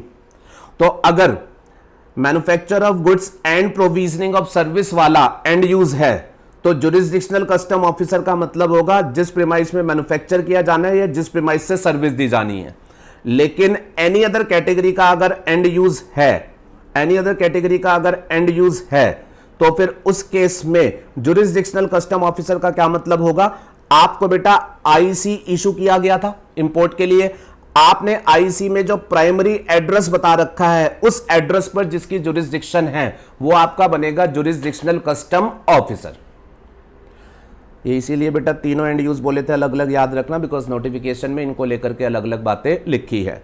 Manufacture of goods, provisioning of service and all other category को SEU. Manufacture and provisioning of service के केस में जुरिस्डिक्शनल कस्टम ऑफिसर कौन है, जिनका उस मैन्युफैक्चरिंग या उस सर्विस देने वाली प्रीमाइस पर जुरिस्डिक्शन है। जबकि ऑल अदर एसईयू के केस में जुरिस्डिक्शनल कस्टम ऑफिसर का मतलब क्या है, एज एन इंपोर्टर आपने आईसी लेते टाइम जो प्राइमरी एड्रेस दिया है वो जिसकी जुरिस्डिक्शन में फॉल करता है वो आपका होगा jurisdictional custom officer. Are you okay with this? मेरे एग्जांपल में स्पेसिफिक हो गए तो मिस्टर ए मैन्युफैक्चर वाले एंड यूज में है और लेट्स सपोज मैं आपसे बोलूं ये यूपी में है, तो इसका जुरिस्डिक्शनल कस्टम ऑफिसर होगा वो कस्टम ऑफिसर जिसकी जुरिस्डिक्शन आपकी इस प्रीमाइस के ऊपर है। Are you okay with this? Yes sir. चलो बेटा, तो बॉन्ड की बात को दोहराता हूं। बॉन्ड के लिए आपने पोर्टल पर बॉन्ड की डिटेल्स डाली, physical copy jurisdictional custom officer को जाके दे आए, फिर वो ऑनलाइन इसे अप्रूव कर देगा, आपका बॉन्ड सबमिट हो गया। और बेटा ये जो बॉन्ड आपका सबमिट होता है, रूल 4.3 ने क्या लिखा हुआ है, ये कॉन्टिन्यूटी बॉन्ड होगा। अब आप पूछोगे सर कॉन्टिन्यूटी बॉन्ड क्या होता है? कॉन्टिन्यूटी बॉन्ड बेटा जिसको हम अदरवाइज आपको बोलते हैं रनिंग बॉन्ड। आज आपने 1 लाख यूनिट फैब्रिक इंपोर्ट करना है और लेट्स सपोज उस पर आप ड्यूटी बेनिफिट जो क्लेम कर रहे हो वो क्लेम कर रहे हो लेट्स सपोज 5 लाख का, ठीक है। 1 लाख यूनिट ऑफ फैब्रिक ला रहे हो, अब जिस भी प्राइस पर ला रहे हो उस पर अदरवाइज ड्यूटी बन रही है 5 लाख, बट आप एग्जम्पशन क्लेम करते हुए क्या कह रहे हो, मैं ये ड्यूटी नहीं दूंगा बिकॉज मैं तो उसका स्पेसिफाइड एंड यूज करूंगा। तो आप 5 लाख का ड्यूटी बेनिफिट क्लेम कर रहे हो तो आप 5 लाख रुपए का बॉन्ड दे दोगे और 1 लाख का fabric, 1 lakh unit fabric import कर लोगे। अब बेटा जो फैब्रिक इंपोर्ट होगा जब वो आपको ड्यूटी फ्री क्लियर कराया जाएगा तो वो बॉन्ड डेबिट कर दिया जाएगा कि हाँ भाई इस बॉन्ड में आप इतना ही ला सकते थे, तो बॉन्ड डेबिट करके निल के लेवल पर आ जाएगा। फिर बेटा उससे आप मिलिट्री यूनिफॉर्म बना करके स्पेसिफाइड एंड यूज जब कंप्लीट कर दोगे और ऑफिसर को रिपोर्ट कर दोगे कि मेरा स्पेसिफाइड एंड यूज हो गया, तो फिर ऑफिसर क्या करेगा, आपका बॉन्ड फ्री कर देगा। जो अभी बॉन्ड डेबिट की वजह से 0 हो गया था वो फिर से रिक्रेडिट कर दिया जाएगा और वो वापस से 5 लाख रुपए की वैल्यू का नजर आएगा और आप next time again 1 lakh unit तक का फैब्रिक जो कि उस बॉन्ड की वैल्यू में कवर हो रहा है, आप जो है वो इंपोर्ट कर सकते हो। मेरी बात समझ आई? दोहरा देना चाहता हूं, आपने जो फैब्रिक 1 लाख यूनिट्स का इंपोर्ट करना है, इसके ऊपर अदरवाइज अगर एग्जम्पशन ना होती तो 5 लाख की ड्यूटी थी। आप एग्जम्पशन बेनिफिट लेते हुए क्लेम कर रहे हो, 5 लाख की ड्यूटी नहीं दे रहे, तो वो कह रहे कोई बात नहीं, इस ड्यूटी का बॉन्ड तो दोगे, तो 5 लाख का बॉन्ड दे दिया, अब आप इंपोर्ट करो, ड्यूटी फ्री आपको दे देंगे। जब ड्यूटी फ्री क्लियर करेंगे तो बॉन्ड इमीडिएटली डेबिट कर देंगे और ये सब पोर्टल ऑटोमेटिकली कर लेगी, ठीक है। फिर उसके बाद आप एंड यूज मटेरियलाइज करोगे और रिपोर्ट कर दोगे कि मेरा एंड यूज हो गया। जैसे ही आप एंड यूज रिपोर्ट कर दोगे, बॉन्ड वापस से रिक्रेडिट कर दिया जाएगा, इसमें 5 लाख की वैल्यू फिर से फ्रेश नजर आ जाएगी और नेक्स्ट टाइम आप फिर से 1 लाख यूनिट ऑफ फैब्रिक जो है वो इंपोर्ट कर सकते हो। मेरी बात समझ रहे हो? तो इस तरीके से ये इंपोर्ट पर डेबिट होगा, यूटिलाइजेशन मटेरियलाइज करने पर ये वापस से क्रेडिट होगा। इस वजह से इस बॉन्ड को हम क्या बोलते हैं, continuity bond. I hope the term is clear. तो इट इज कॉन्टिन्यूटी बॉन्ड जिसको श्योरिटी सिक्योरिटी के साथ दिया जाता है और साथ में अंडरटेकिंग आपकी होती है कि इस बॉन्ड में आप क्या लिख करके दोगे कि ये अमाउंट जो होगा वो आप पे करोगे। और प्लीज ध्यान में रखिएगा, मैंने आपको ऑलरेडी इंट्रोडक्शन पार्ट में बता दिया है कि अगर आप जो बेनिफिट क्लेम कर रहे हो वो एग्जम्पशन नोटिफिकेशन वाला क्लेम कर रहे हो, तो बॉन्ड में आपको वो ड्यूटी बेनिफिट जो आप क्लेम कर रहे हो उस डिफरेंशियल ड्यूटी को मेंशन करते हुए बॉन्ड देना है। और साथ में ये बोलना है कि अगर वो ड्यूटी बेनिफिट जो मैं क्लेम कर रहा हूं अगर मैंने एंड यूज नहीं किया तो वो differential duty with interest at the rate of 15% में पे कर दूंगा। बट अगर आप एग्जम्पशन बेनिफिट नहीं, आप प्रोहिबिशन बेनिफिट क्लेम कर रहे हो, तो मैंने आपको क्या बताया था, तब बॉन्ड आपका होगा वैल्यू ऑफ गुड्स। तो अकॉर्डिंगली बेटा देख लो इन्होंने क्या लिखा हुआ है। बॉन्ड सबमिशन की जब बात आएगी तो पॉइंट नंबर ए, अगर आप ड्यूटी एग्जम्पशन वाले नोटिफिकेशन का बेनिफिट क्लेम कर रहे हो तो आप बॉन्ड में डिफरेंशियल ड्यूटी का मतलब duty leviable on imported goods but for exemption ना होती तो क्या ड्यूटी थी, less duty already paid if any at the time of import. Exemption ना होती तो ड्यूटी कितनी थी, लेट्स सपोज 5 लाख। अब एग्जम्पशन की वजह से आपने कितनी ड्यूटी दी। अब बेटा अगर एग्जम्पशन फुल एग्जम्पशन होगी तो आपने 0 ड्यूटी दी होगी, तो 5 लाख माइनस 0 5 लाख का बॉन्ड जाएगा। और एग्जम्पशन अगर पार्शियल एग्जम्पशन होगी तो आपने कुछ ड्यूटी दी होगी, कुछ का बेनिफिट मिला होगा, तब उस डिफरेंशियल ड्यूटी का आपका बॉन्ड जाएगा। और साथ में बेटा आप क्या लिखोगे कि भाई साहब डिफॉल्ट करने पर ये तो ड्यूटी भी दूंगा और विद इंटरेस्ट दूंगा। इंटरेस्ट कहां से स्टार्ट होगा, from the date of import of goods, जिस दिन से मैंने इंपोर्ट किया था, ending with the date of payment. और बेटा date of import of goods इसको इन्होंने डिफाइन कर रखा है कि इंटरेस्ट हम इंपोर्ट की डेट से स्टार्ट कर देंगे डिफॉल्ट के केस में, और वो डेट ऑफ इंपोर्ट जो होगी वो हम मान के चलेंगे date of clearance order under section 47, जिस दिन सेक्शन 47 में आउट ऑफ चार्ज ऑर्डर उन गुड्स का आपको दिया गया था उसको डेट ऑफ इंपोर्ट माना जाएगा। Are you okay with this? फिर उसके बाद बी पार्ट में वो क्या कह रहे हैं, अगर बात है other than duty exemption notification की, मतलब वो सेक्शन 11 वाले नोटिफिकेशन की, तो उस केस में आपको बॉन्ड जिस अमाउंट का देना है that is accessible value of the imported goods. Already detail में बताया था, होपफुली ये बात आपको क्लियर है। तो ये बेटा रूल 4 ने सारी कहानी जो थी वो लिख करके बता दी। रिपीट करूं, सबसे पहले वन टाइम इंफॉर्मेशन देना IGCR 1 की फॉर्म में, फिर उसके बाद पोर्टल जो होगी वो आपको एक नंबर दे देगी IIN, फिर उसके बाद बॉन्ड की बात आएगी, IIN नंबर के बेस पर आप बॉन्ड की डिटेल डालना, ठीक है जी, फिजिकल कॉपी बॉन्ड की जुरिस्डिक्शनल कस्टम ऑफिसर को देना, और फिर उसके बाद बॉन्ड अप्रूव करके आपको बॉन्ड नंबर दे दिया जाएगा। बॉन्ड में क्या लिखना है बेटा, ये इंपॉर्टेंट है, इस पर ट्रिपल स्टार लगा लेना कि एग्जम्पशन नोटिफिकेशन के केस में ड्यूटी बेनिफिट विद इंटरेस्ट की एश्योरेंस देनी है, एंड 11 वाले नोटिफिकेशन के केस में जो है वो वैल्यू ऑफ गुड्स का जो है वो आपको बॉन्ड देना है। चलिए जी, हो गई ये बात पूरी। अब जब आप ये वाली फॉर्मेलिटी कंप्लीट कर चुके होंगे, अब इसके बाद बेटा आप अपने गुड्स का जो है वो इंपोर्ट कर लेना, ठीक है जी। तो आपने गुड्स का इंपोर्ट कर लेना है। अब गुड्स का जब आप इंपोर्ट करोगे तो कस्टम क्लियरेंस के लिए बिल ऑफ एंट्री फाइल करोगे, ठीक है जी। तो आप step number 3 rule number 5 of this set of rule आपका ये कहता है, अब आप bill of entry for home consumption जब फाइल करेंगे तो इसमें जो आईआईएन नंबर हमने आपको दिया था एंड जो continuity bond number and details आपको है वो जो होगा वो साथ में जो होगा इस बिल ऑफ एंट्री में जो होगा वो मेंशन कर देना। और बेटा जब बिल ऑफ एंट्री में आपने अपना ये IIN number and bond number की डिटेल्स मेंशन कर दी तो इससे वो समझ जाएंगे कि ये वाला पर्सन वो वाले गुड्स का इंपोर्टर है जो कि इन बेनिफिट्स के तहत इंपोर्ट कर रहा है।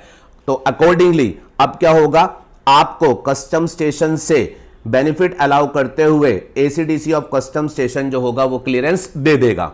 और बेटा जब आपको ये क्लियरेंस दी जाएगी तो रूल नंबर 5 फर्दर बोलता है bill of entry clear for home consumption जब होगी तो बॉन्ड डेबिट हो जाएगा automatically on the custom system.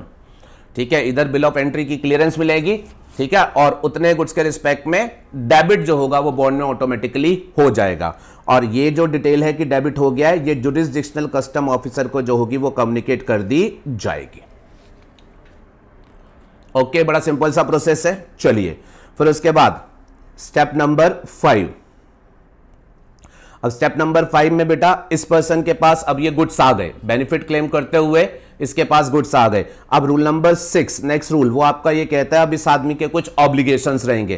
क्या ऑब्लिगेशन रहेंगे सुनिएगा। रूल 6 सब रूल 1 कहता है इसे अब इन गुड्स के प्रॉपर स्टॉक रिकॉर्ड मेंटेन करके चलने पड़ेंगे और ये इसे जो होगा वो ऑफिसर्स के इंस्पेक्शन के लिए अवेलेबल कराने पड़ेंगे। फर्दर इसमें ये इंपॉर्टेंट बात लिखी है, स्टार लगा लो, अगर बॉन्ड इसने 1 लाख यूनिट ऑफ फैब्रिक के लिए दिया था, इंपोर्ट 1 लाख यूनिट का किया, बट अगर किसी वजह से कस्टम क्लियरेंस जब फैब्रिक की मिली तो कम की मिली, हो सकता है फैब्रिक का कुछ नुकसान रास्ते में हो गया या पोर्ट पर हो गया, तो अगर इसे नॉन रिसीव्ड या शॉर्ट रिसीव्ड ऑफ गुड्स होंगे तो मैंने आपको बताया था इंपोर्टर को इमीडिएटली नॉन रिसीव्ड और शॉर्ट रिसीव्ड रिपोर्ट कर देने हैं इन फॉर्म IGCR 2। बता देना कि भाई साहब ये मुझे मिले ही नहीं है तो इसके रिस्पेक्ट में एंड यूज वाली बात का ऑब्लिगेशन मेरे ऊपर मत लेना। अगर आपने ये रिपोर्ट नहीं किया तो वो तो यही समझ के चलेंगे आपके पास पूरी क्वांटिटी आई है और वो अकॉर्डिंगली पूरा एंड यूज मांगेंगे और नहीं हुआ तो वो तो एक्शन भी लेंगे। तो अपने इंटरेस्ट में अगर कोई कमी पेशी रह गई है, कम गुड्स मिले हैं तो इमीडिएटली रिपोर्ट कर देना। Are you okay with this? चले फिर उसके बाद रूल 6 फर्दर ये कहता है इसके अलावा क्या काम करना है। गुड्स आ गए, अब आप इसे यूटिलाइज करोगे, ओवर अ पीरियड यूटिलाइज होंगे, जैसे जैसे यूटिलाइज होंगे आप मंथली बेसिस पर अपनी जो है रिटर्न जो है वो एक सबमिट कर देना इन द फॉर्म IGCR 3। मैंने बताया था आपको बेटा, और ये हर महीना खत्म होते ही 10 तारीख तक आपकी सबमिट हो जानी चाहिए। तो 1 लाख यूनिट ऑफ फैब्रिक आप ले आए। अब लेट्स सपोज पहले महीने में आपने इसमें से 10,000 मिलिट्री यूनिफॉर्म के लिए यूज कर लिया, तो जो आपकी पहले महीने की IGCR जाएगी उसमें आप बता दो कि 10,000 यूनिट ऑफ फैब्रिक वो मैंने यूज कर लिया। And based on this information जब आपकी रिटर्न जाएगी तो 10,000 यूनिट ऑफ फैब्रिक क्योंकि आपने यूज कर लिया तो आपका बॉन्ड जो अभी डेबिट हुआ था उसको उतनी कॉरेस्पॉन्डिंग वैल्यू से जो होगा वो रिक्रेडिट कर दिया जाएगा। Very simple and easy process. अच्छा, अब बेटा इस रूल ने एक स्पेशल अहम बात जो लिखी है, ये जो एक्सेप्शन है इसे इंपॉर्टेंट मार्क कर लेना। अब बेटा ये इन्होंने एक बहुत बढ़िया बात लिखी है। वैसे तो ये कहते हैं कि जब नॉर्मल कोर्स में तो जब आप मंथली बेसिस पर अपना यूटिलाइजेशन रिपोर्ट करोगे कि इतना मैंने यूज कर लिया तो उतना कॉरेस्पॉन्डिंग रिक्रेडिट हम आपके बॉन्ड में करेंगे। लेकिन अगर अभी महीना खत्म नहीं हुआ, सुनिएगा ध्यान से, लेकिन अगर अभी महीना खत्म नहीं हुआ, आपने ये रिटर्न यूटिलाइजेशन की नहीं दी, लेकिन आपको कुछ फैब्रिक और इंपोर्ट करने की इमीडिएट जरूरत पड़ी, आपको कुछ और फैब्रिक इमीडिएटली इंपोर्ट करने की जरूरत पड़ी, तो उन्होंने अब आपको एक्सेप्शन में एक स्पेशल रिलैक्सेशन ये तैयार करके दी है कि आप अगर मंथली रिटर्न का अभी टाइम नहीं आया है, आपका बॉन्ड पूरा डेबिटेड पड़ा हुआ है, लेकिन आपको कुछ फ्रेश इंपोर्ट करना है और आप चाहते हैं कि इस फ्रेश इंपोर्ट को आप उसी कॉन्टिन्यूटी बॉन्ड में कर पाए, तो आपने जो भी अभी यूज किया उसको रिटर्न की बजाय आप विदाउट रिटर्न सेपरेट एक फॉर्म IGCR 3A में रिपोर्ट कर सकते हैं। रिटर्न तो आपकी फिक्स डेट है, बट आप रिटर्न से पहले ही किसी वजह से आप रिक्रेडिट क्लेम करना चाहते हैं तो बेटा उन्होंने क्या लिखा कि आप क्या कर सकते हैं, रिटर्न बाद में आएगी कोई बात नहीं, इंपोर्टर में submit details of good consumed in form IGCR 3A at the common portal at any point of time for immediate recredit of the bond by the jurisdictional ACDC without waiting for filing of monthly statement। Very important provision, ये बेटा पुराने set of rules में नहीं था, इसलिए इतने emphasis से बोल रहा हूं। रिक्रेडिट नॉर्मली कब होगा? रिटर्न के आने के बाद, लेकिन आप रिटर्न की ड्यू डेट आई नहीं, उससे पहले ही इंपोर्ट करना चाहते हैं, बॉन्ड में रिक्रेडिट की जरूरत है, तो आप कंजम्पशन रिपोर्ट को इस फॉर्म में सेपरेटली रिपोर्ट कर सकते हैं और बॉन्ड जो होगा वो अकॉर्डिंगली रिक्रेडिट कर दिया जाएगा। This is rule number 6।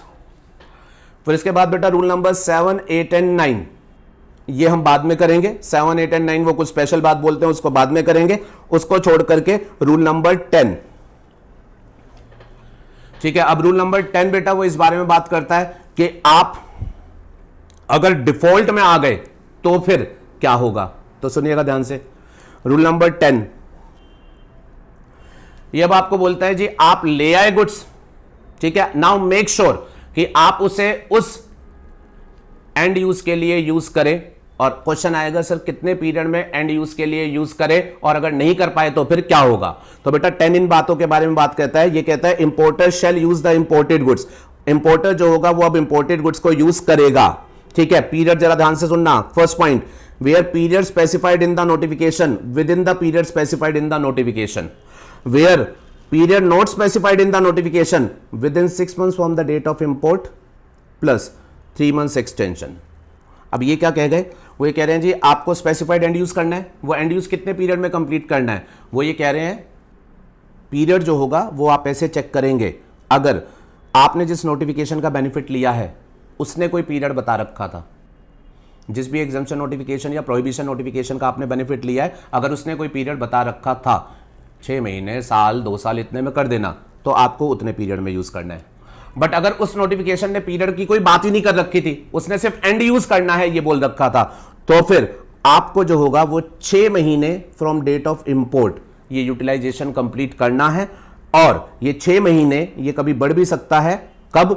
3 महीने का एक्सटेंशन जुरिडिक्शनल कमिश्नर दे देगा अगर non confirmation of the usage period was for reason beyond control of the importer. बेटा ये पीरियड बड़ा इंपॉर्टेंट है। जिस नोटिफिकेशन का बेनिफिट ले रहे हो, अगर उसने पीरियड फिक्स करके दे रखा है तो उतने पीरियड में यूज करो, अगर उसने पीरियड फिक्स नहीं कर रखा तो फिर बाय डिफॉल्ट का आपको 6 महीने का पीरियड मिलेगा, and for situations beyond your control only 3 months का जो होगा वो एक्सटेंशन मिलेगा। अब पीरियड आगे समझ में।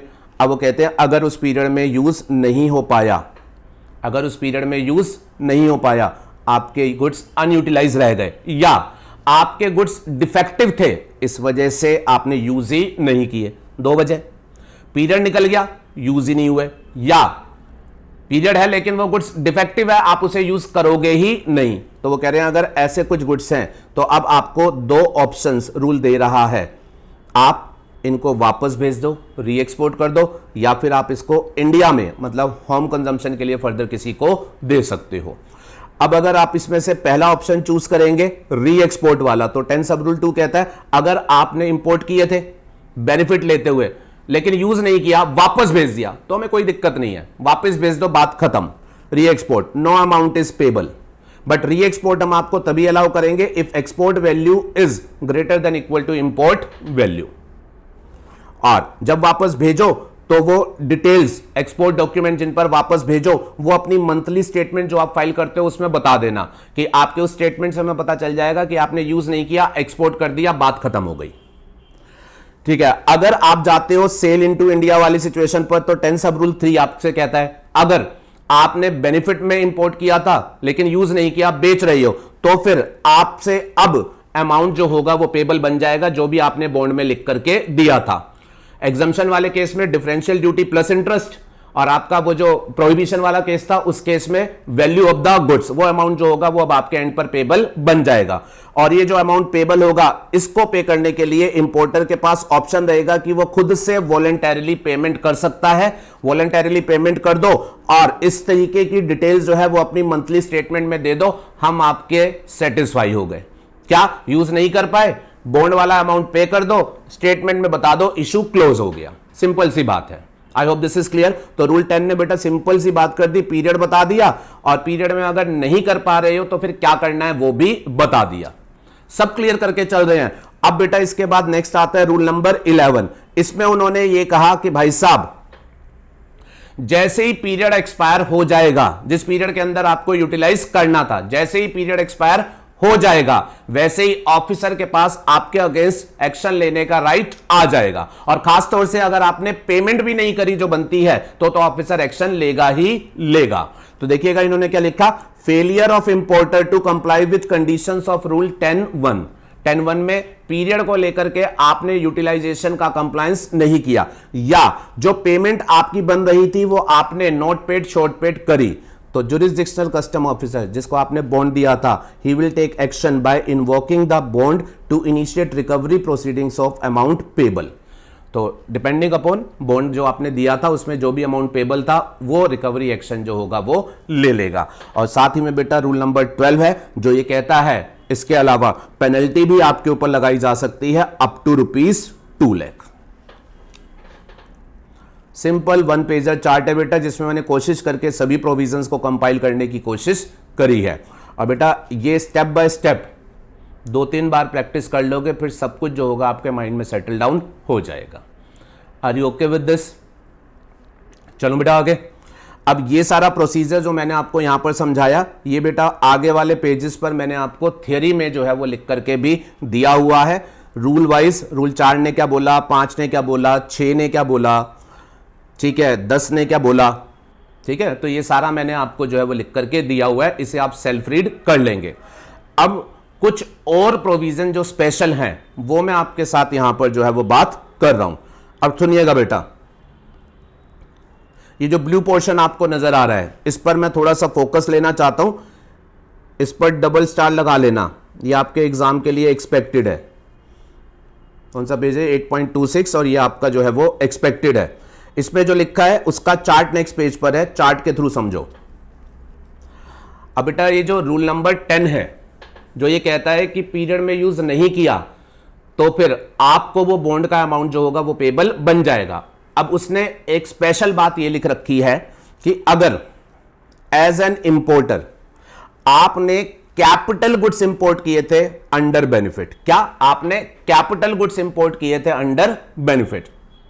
ध्यान से सुनना, रूल 10 जिसने ये सब बता रखा था ना कि इतने पीरियड में यूज करना है, नहीं किया तो फिर अमाउंट पे करना है या री एक्सपोर्ट करना है ना, तो उसने अब बेटा एक स्पेशल बात ये लिखी हुई है कि अगर इंपोर्टर ने कोई कैपिटल गुड्स इंपोर्ट किए थे अंडर बेनिफिट, ठीक है, और बेनिफिट क्या दिया रखा था कि भाई ड्यूटी फ्री ले जाओ, बट इससे आपको ये स्पेसिफाइड गुड्स मैन्युफैक्चर करने पड़ेंगे। अब बेटा लेट्स सपोज उसने बेनिफिट लेते हुए ये इंपोर्ट कर दिया अप्रैल 20X1 में, एग्जम्पशन बेनिफिट लेते हुए इसने इंपोर्ट कर दिया। और let's suppose in capital goods के ऊपर बेटा अदरवाइज 50 लाख की ड्यूटी थी, बट उसने ड्यूटी बेनिफिट लिया, 50 लाख की ड्यूटी नहीं दी, सिंपली बॉन्ड देते हुए इसने इन कैपिटल गुड्स का जो था वो इंपोर्ट कर दिया और ले जाकर के बेटा इसने अपनी फैक्ट्री में वो कैपिटल गुड्स लगा ली और वो उन स्पेसिफाइड गुड्स का जो था वो मैन्युफैक्चर करने लगा, मंथली बेसिस पर रिपोर्ट भी करने लगा। अब लेकिन थोड़े समय बाद टेक्नोलॉजी अपग्रेडेशन का इसका मन हुआ, ठीक है, कि मैं अपग्रेडेड मशीनरी खरीदूंगा। तो इसने बोला अभी ये जो कैपिटल गुड्स थी इसको मैं क्या करता हूं, इंडिया में बेच देता हूं और दूसरी नई मशीन जो है वो मैं ले लेता हूं। अब बेटा जब इसने ये कैपिटल गुड्स थोड़े समय के बाद यूज करके इंडिया में बेचने का मन बनाया तो अब इसको प्रॉब्लम क्या आई बेटा, उन्होंने क्या लिखा था बॉन्ड में कि भाई साहब आप इसे स्पेसिफाइड पर्पस के लिए यूज करेंगे और अगर आपने स्पेसिफाइड पर्पस के लिए यूज नहीं किया तो फिर हम आपसे बॉन्ड में डिफरेंशियल ड्यूटी जो है वो विद इंटरेस्ट ले लेंगे। अब ये आदमी बोला जी वैसे तो मैंने इस कैपिटल गुड्स की लेट्स सपोज इसकी लाइफ 10 साल है, मैंने इसको 10 साल में से 4 साल तो यूज किया है, अब मैं टेक्नोलॉजी अपग्रेड करना चाहता हूं, मैं नई मशीन लाना चाहता हूं, अब मैं 4 साल के बाद इस मशीन को अगर बेचूंगा और आप मुझसे वो वाले 5 लाख जो आपने छोड़े थे वो ले लेंगे तो ये बात तो गलत है, खासतौर से इस वजह से कि मैंने 4 साल तो इसे यूज किया है। तो बेटा कैपिटल गुड्स को लेकर के रूल नंबर 10 ने ये स्पेशल लिखा कि अगर आप कैपिटल गुड्स थोड़े टाइम यूज करने के बाद बेचेंगे तो आपसे हम जो पूरा अमाउंट ऑफ बॉन्ड था ना वो नहीं लेंगे, रादर देन आपसे, क्योंकि आप सेकेंड हैंड कैपिटल गुड्स बेच रहे हो तो इनकी जो डेप्रिसिएटेड वैल्यू बनेगी उस डेप्रिसिएटेड वैल्यू पर ड्यूटी बेनिफिट जो बनता होगा वो कैलकुलेट करके हम आपसे लेंगे। आप लाए थे नई मशीन, उसके लिए 5 लाख की ड्यूटी बनती थी ना, अब आपने बेची सेकेंड हैंड मशीन है, तो as a second hand machine इसकी जो डेप्रिसिएटेड वैल्यू बनेगी उस पर ड्यूटी अमाउंट जो कॉरेस्पॉन्डिंग बनेगा आपसे वो जो होगा वो विद इंटरेस्ट जो होगा वो लिया जाएगा। अब क्वेश्चन आया वो डेप्रिसिएशन कैसे कैलकुलेट करेंगे, तो बेटा वो उन्होंने अपना लिख करके स्पेसिफाई किया कि ऐसे हम कैलकुलेट करेंगे। देखिएगा 10 सब रूल 4 ने ये बात लिखी कि अगर कैपिटल गुड्स की बात आएगी तो जो डिफरेंशियल ड्यूटी पेबल होगी वो बॉन्ड में जो लिखा था वो नहीं, वो होगी डेप्रिसिएटेड वैल्यू पर, और डेप्रिसिएटेड वैल्यू ऐसे निकालेंगे, नई मशीन लाए थे तो उसकी जो भी ओरिजिनल वैल्यू थी वो, और इसमें depreciation as per specified percentage 10 ने लिख करके दिया वो घटा दिया जाएगा। और वो ऐसे घटाएंगे बेटा, पहले साल के लिए पर क्वार्टर 4% माइनस कर देंगे, सेकेंड एंड थर्ड ईयर के लिए पर क्वार्टर 3% माइनस कर देंगे, फोर्थ एंड फिफ्थ ईयर के लिए पर क्वार्टर 2.5% माइनस कर देंगे, एंड फिफ्थ ईयर ऑनवर्ड्स अगर और यूज हुई है तो फिर आगे जितने भी साल यूज हुई है उसके लिए पर क्वार्टर 2% जो होगा वो यूज कर देंगे। मेरे एग्जांपल में अगर मैं आपसे कहूं कि 4 साल यूज करने के बाद बेच रही हो तो पहले साल के लिए पर क्वार्टर 4% मतलब 16%, दूसरे साल के लिए पर क्वार्टर 3% मतलब 12%, तीसरे साल के लिए 3% पर क्वार्टर मतलब 12%, चौथे साल के लिए 2.5% मतलब 10%। समझ आ गई बात? तो 16%, 12%, 12% और 10%, ये टोटल कितना हो गया 50%। 50% जो होगा वो एज अ डेप्रिसिएशन माइनस कर दिया जाएगा, और अब जो डेप्रिसिएटेड वैल्यू बनेगी उसके ऊपर जो डिफरेंशियल ड्यूटी पेबल बनेगा वो अलोंग विद इंटरेस्ट ले लिया जाएगा। लॉजिकल है ना भाई, 4 साल यूज हुई है तो 4 साल के रिस्पेक्ट में कोई रिकवरी नहीं करी, जो अनयूटिलाइज लाइफ थी बेसिकली उसके रिस्पेक्ट में रिकवरी करी, इसलिए डेप्रिसिएटेड वैल्यू को यूज किया। आपको ये कंप्यूटेशन करते टाइम ये ध्यान में रखना होगा बेटा, if part of the quarter होगा यूसेज का तो उसे फुल क्वार्टर कंसीडर करेंगे। एंड दूसरी बात, जो डेप्रिसिएशन कंप्यूटेशन के लिए पीरियड यूज करेंगे वो जिस दिन कैपिटल गुड्स यूज में आई थी वहां से लेकर के जिस दिन क्लियर कराई वो टोटल पीरियड जो होगा वो उस कैपिटल गुड्स का यूसेज पीरियड लिया जाएगा।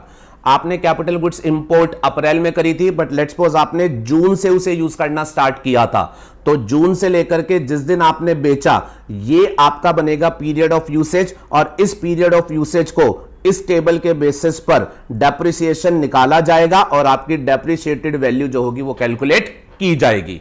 और अगेन यहां पर इन्होंने बोल रखा है आप जब इसको बेचेंगे तो इसमें आप अपने आप वॉलेंटरीली पेमेंट कर दें और अपनी IGCR 3 में इस डिटेल को भी दे दें।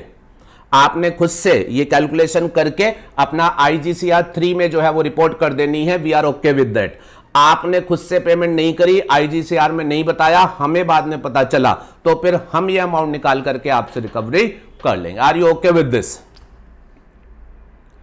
क्लियर है बेटा? तो ये कैपिटल गुड्स वाला एक स्पेशल पॉइंट आपको ध्यान में रखना है। Move on to the next page. फिर इसके बाद बेटा नेक्स्ट पेज पर आपका ये जॉब वर्क के प्रोसीजर वाला पॉइंट, इसको भी देख लेते हैं। अब बेटा जॉब वर्कर को लेकर के मैंने आपको इनिशियल डिस्कशन के टाइम पर यह बात बोली थी कि अगर इंपोर्टर कोई गुड्स इंपोर्ट करता है availing the benefit of a notification, जिस नोटिफिकेशन में एंड यूज उसको यह करने को बोला गया है कि उसे इंपोर्टेड गुड्स से पर्टिकुलर कम्युनिटी जो है वो मैन्युफैक्चर करनी है, तो उस केस में अगर वो पर्टिकुलर कम्युनिटी को खुद से मैन्युफैक्चर कर देता है तो भी ओके है, बट अगर उस मैन्युफैक्चरिंग के लिए वो थोड़ी बहुत प्रोसेसिंग या कंप्लीट मैन्युफैक्चरिंग प्रोसेस वो बाहर से किसी पर्सन से जॉब वर्क पर करा लेता है तो भी रूल को कोई उसमें प्रॉब्लम नहीं है। रूल उस पर्सन को जॉब वर्क पर भेजना जो है वो अलाउ करते हैं। और बेटा वो जो कंसर्न रूल है वो हमारे पास है रूल नंबर 7।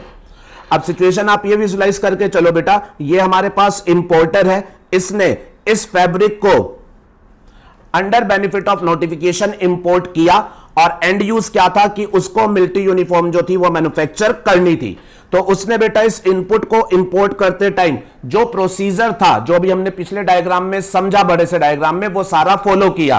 क्या इसने प्रायर इंटीमेशन दिया, IIN नंबर मिला, बॉन्ड दिया, फिर उसके बाद कस्टम से ये ड्यूटी फ्री क्लियरेंस करा करके इस फैब्रिक को ले आया। बट पॉइंट इज व्हाट, अब ये खुद मैन्युफैक्चरिंग ना करके ये जॉब वर्क पर किसी दूसरे जो है मैन्युफैक्चरिंग कराना चाहता है। तो अब रूल नंबर 7 ने बोला आप बाहर से करा सकते हो जॉब वर्क पर प्रोसेसिंग, कंप्लीट मैन्युफैक्चरिंग। सिंपली आपको क्या करना पड़ेगा, रूल 7 में हम आपको जो प्रोसीजर लेट डाउन करके दे रहे हैं वो प्रोसीजर जो होगा वो आपको फॉलो करना पड़ेगा। अगर आप उस प्रोसीजर को फॉलो करते हुए बाहर से मैन्युफैक्चरिंग करा के लाते हैं तो फिर आप अपना एंड यूज जो है वो पूरा कर रहे हैं, यही माना जाएगा। अब वो प्रोसीजर क्या है बेटा, वो स्टार्ट में मैंने आपको प्रेजेंट करके दिया है जिसको हमें समझना है। स्टार्ट से पहले आपसे मैं चाहूंगा कि आप एक बार के लिए जॉब वर्क की डेफिनेशन पढ़ें।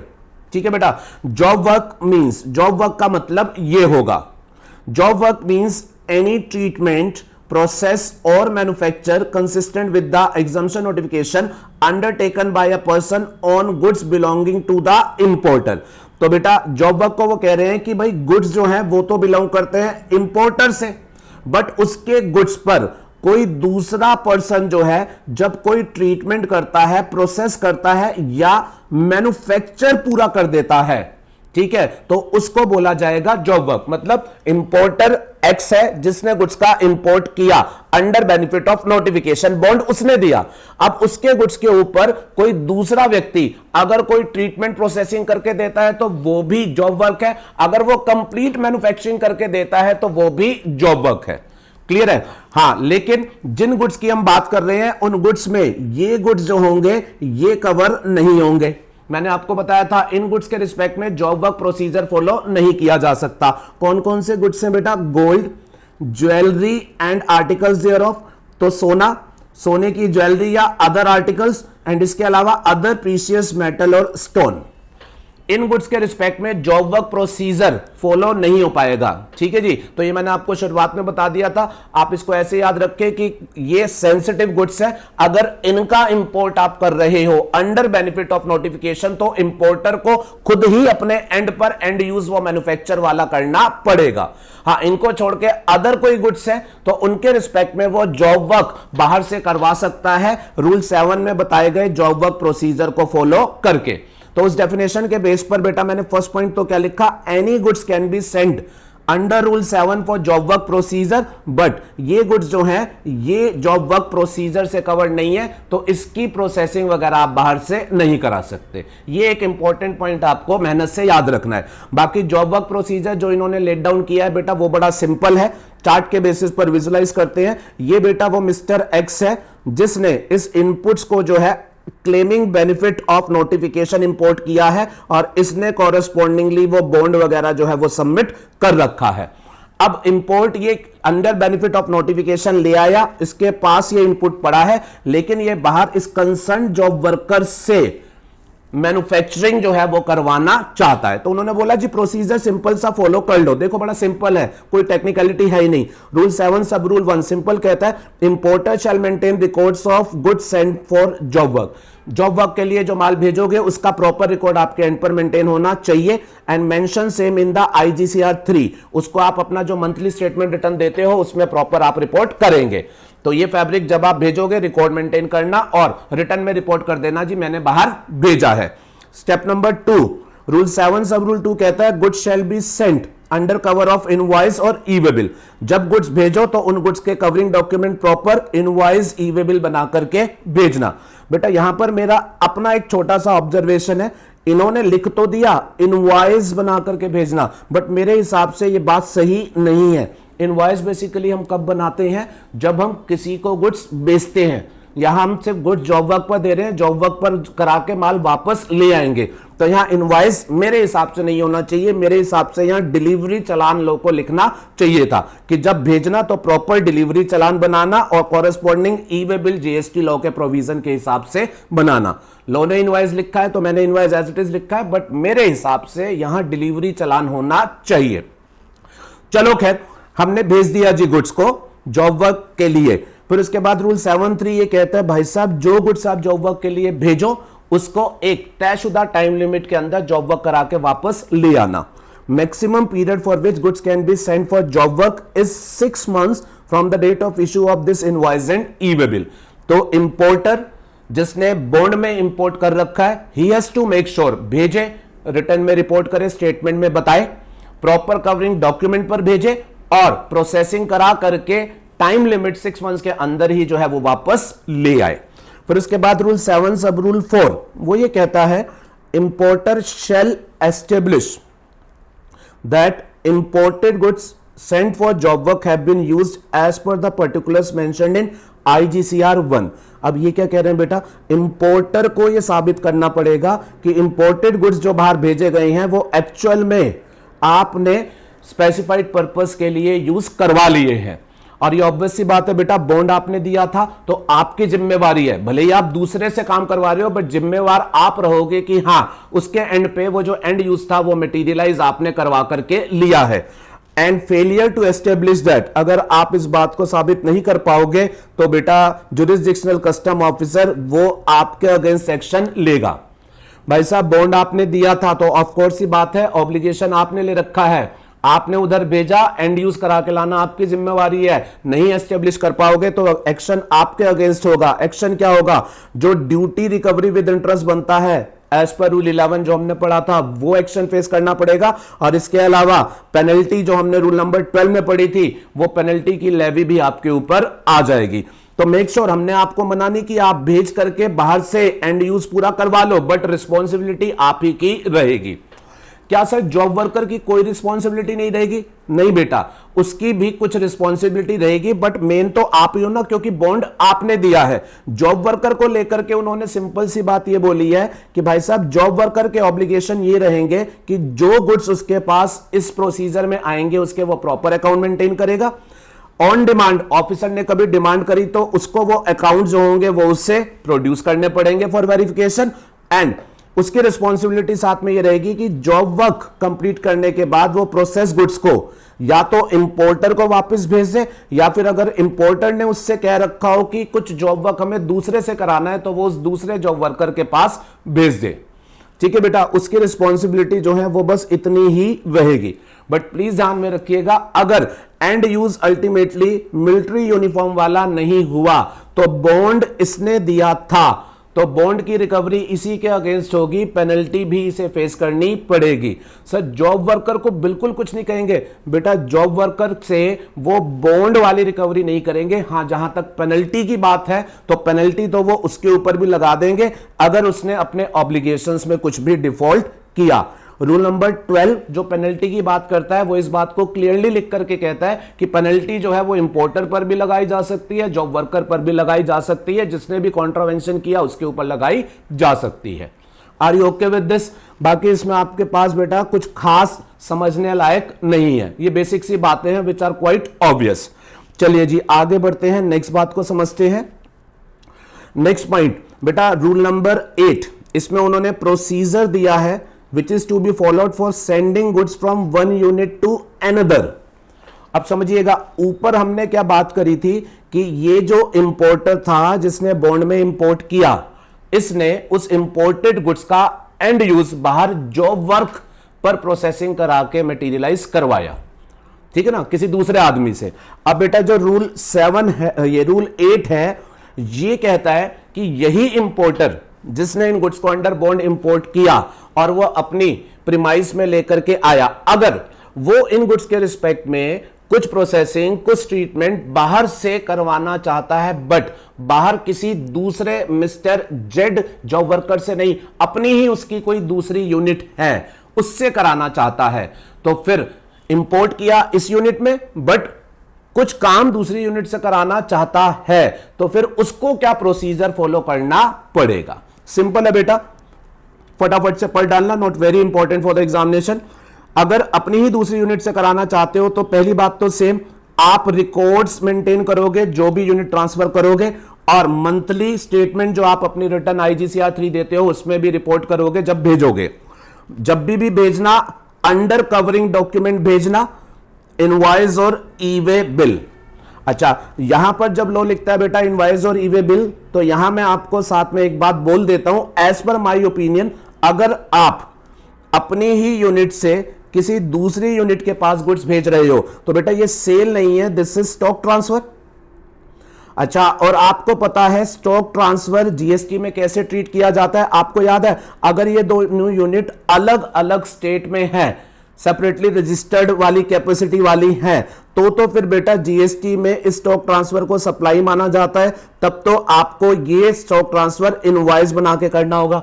बट अगर ये सेम स्टेट में है और जीएसटी में सेपरेटली रजिस्टर्ड नहीं है, तो फिर बेटा इस स्टॉक ट्रांसफर को सप्लाई नहीं माना जाता है, तो वहां इनवॉइस वाली बात नहीं आएगी, वहां तो डिलीवरी चालान वाली बात आएगी। एम आई राइट?